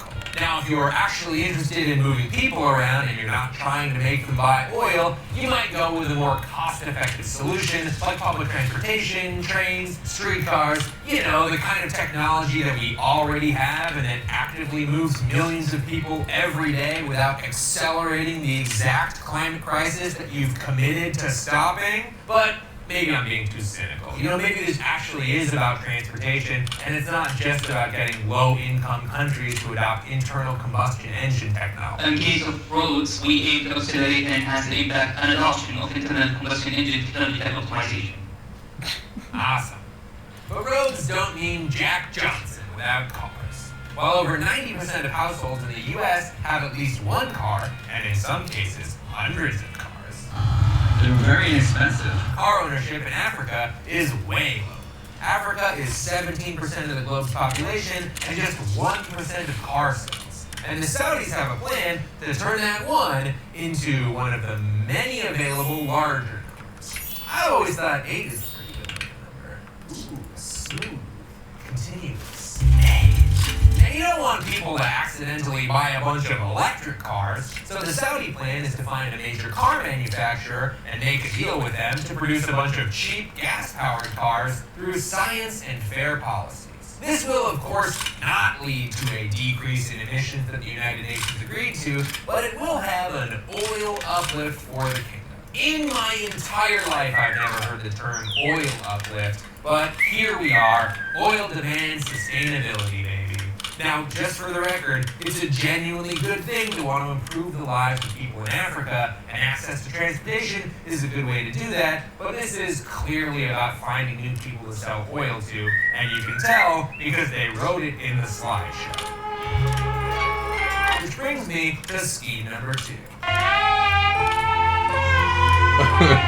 Now, a car's gas tank holds tens of gallons, and that's fine, but why not dream bigger? And when it comes to the absolute craziest, criminally inefficient, most fuel-intensive activity you can possibly think of, look no further than supersonic passenger jets. Went right in the air. Right in the ear. Oh, then supersonic passenger jets. If you're unfamiliar with supersonic passenger jets, it's probably because there aren't any around nowadays.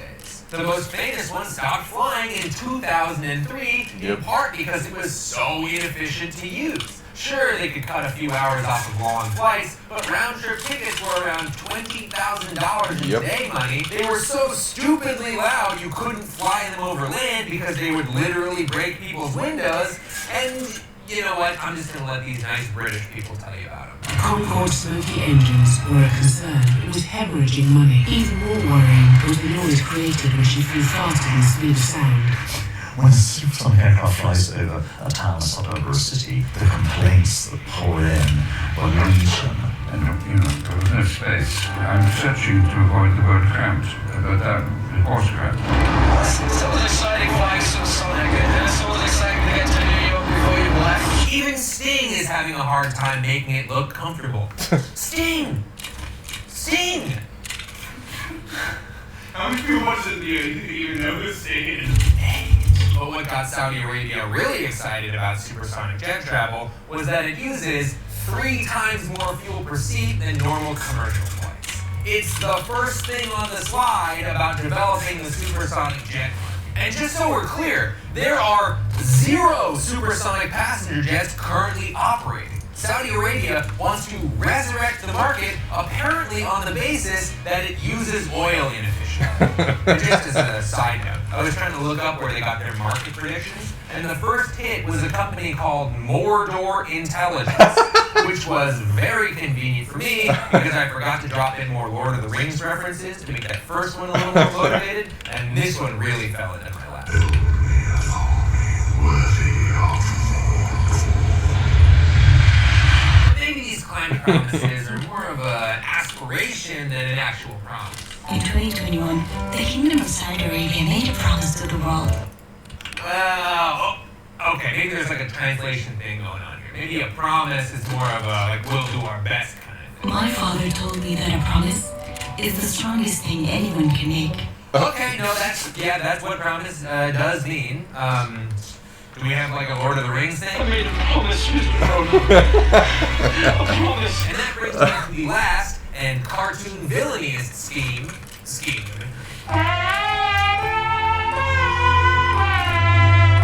Here in the United States, we take constant access to electricity for granted. Like right now, all this shit's plugged in, and I don't have a backup. Don't need one, and I don't even really appreciate it enough. But the part of Africa located below the Sahara is really hurting for power. More than 500 million people don't have it, and that's not really expected to improve through 2030. Ideally, someone would build a power grid around renewables with integrated battery storage so they could leapfrog the problems with fossil fuel-based grids. And the UN is completely on board. So naturally, Saudi Arabia's plan is to use the dirtiest, most polluting fuel source they have to run mobile power stations on barges that can be moved around based on who can pay the most for energy access. And I'm not saying dirtiest fuel source because I'm mad at fossil fuels in general. I'm referring specifically to heavy fuel oil, which is basically a toxic sludge-like byproduct of the oil refining process. The heavy fuel is used in ships. You know, ships burn that fuel. It's disgusting. In the 1960s, oil refiners discovered that this petroleum waste product could actually be burned. So instead of disposing of it responsibly, they started selling it for cheap to power heavy machinery. And there's one other thing about heavy fuel oil, and you'll never guess what it is. It pollutes like a motherfucker. It's responsible for a huge chunk of sulfur dioxide emissions, it causes a litany of health problems, and it's effectively banned in many jurisdictions. Ships that use heavy fuel oil often have to have a second fuel source to power their engine as they're passing through environmentally conscious jurisdictions before they can switch over to the heavy fuel oil. Or at least they did until the problem got so bad that the International Maritime Organization announced new regulations on sulfur emissions, which severely restricted heavy fuel oil use even in famously lawless international waters. It's so dirty and caused so many health problems that many countries started restricting the use of heavy fuel oil in electricity generation, including Saudi Arabia. So at a time when the world is swearing up and down to get to net zero emissions and pivot to renewable energy, and the market for heavy fuel oil is rapidly declining, Saudi Arabia's plan is to burn as much of it as possible directly off the coast of the countries who are at the highest risk of climate change and pollution-induced health problems.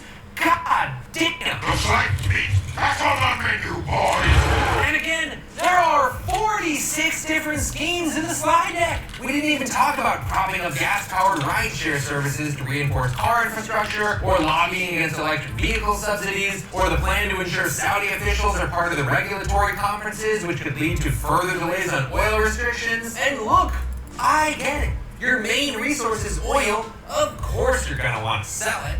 But don't sabotage every other country on Earth just because you don't want to change. And definitely don't pretend to be part of the solution just so you can be a bigger part of the problem. That's a dick move. And just for the record, Saudi Arabia is not the only country saying one thing and doing the opposite. In 2015, almost 200 countries signed the Paris Climate Agreement, pledging to steadily cut their emissions. And yet both global emissions and fossil fuel use have gone up.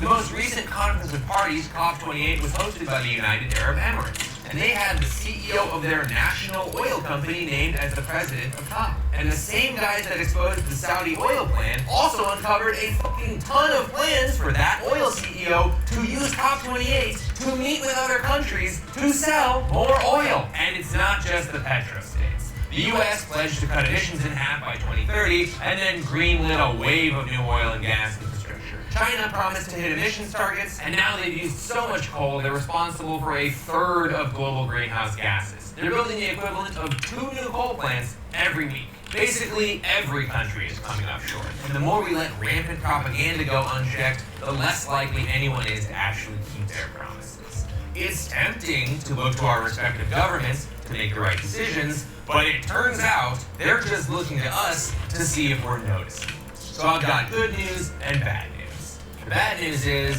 the cavalry's not coming to save us. The good news is congratulations, because you are now the cavalry.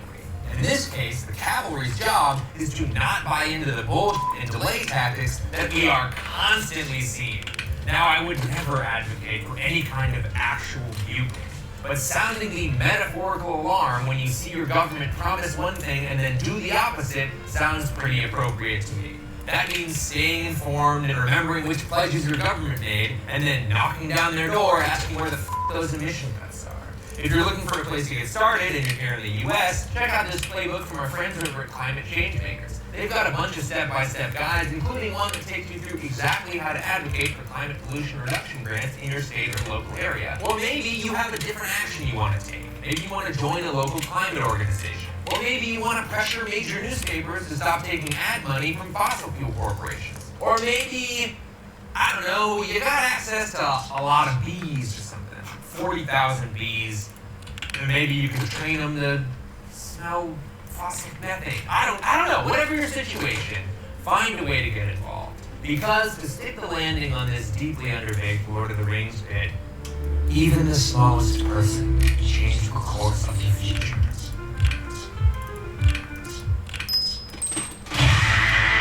And if you're looking for a place to start getting educated, I can highly recommend The Colorado Problem.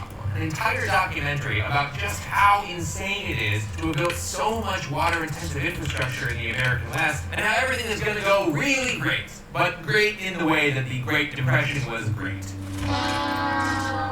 It's available right now on Nebula, a streaming service with a deep bench of high-quality videos from educators like Philosophy 2, Simon Clark, that guy, 300 climate time, trying to chase that dragon. You could also like the video. You could also copy the URL and print it out. I can't stop you. I can't stop you from doing basically anything. If you really like the video and you don't have a printer to do that last thing, head on over to our Patreon page where for like $5 a month, you get access to deleted scenes, discounted tickets to our live show, cut footage, all the stuff that wasn't quite good enough to be free right here on YouTube. We also have a podcast called The Climate Denial. So anyways, that was interesting, wasn't it, folks? But now it's time for my break. My eat, food, drink, juice time period. So, thanks everybody for hanging out. Appreciate y'all. I will see you guys soon. I hope. See you everybody. Bye.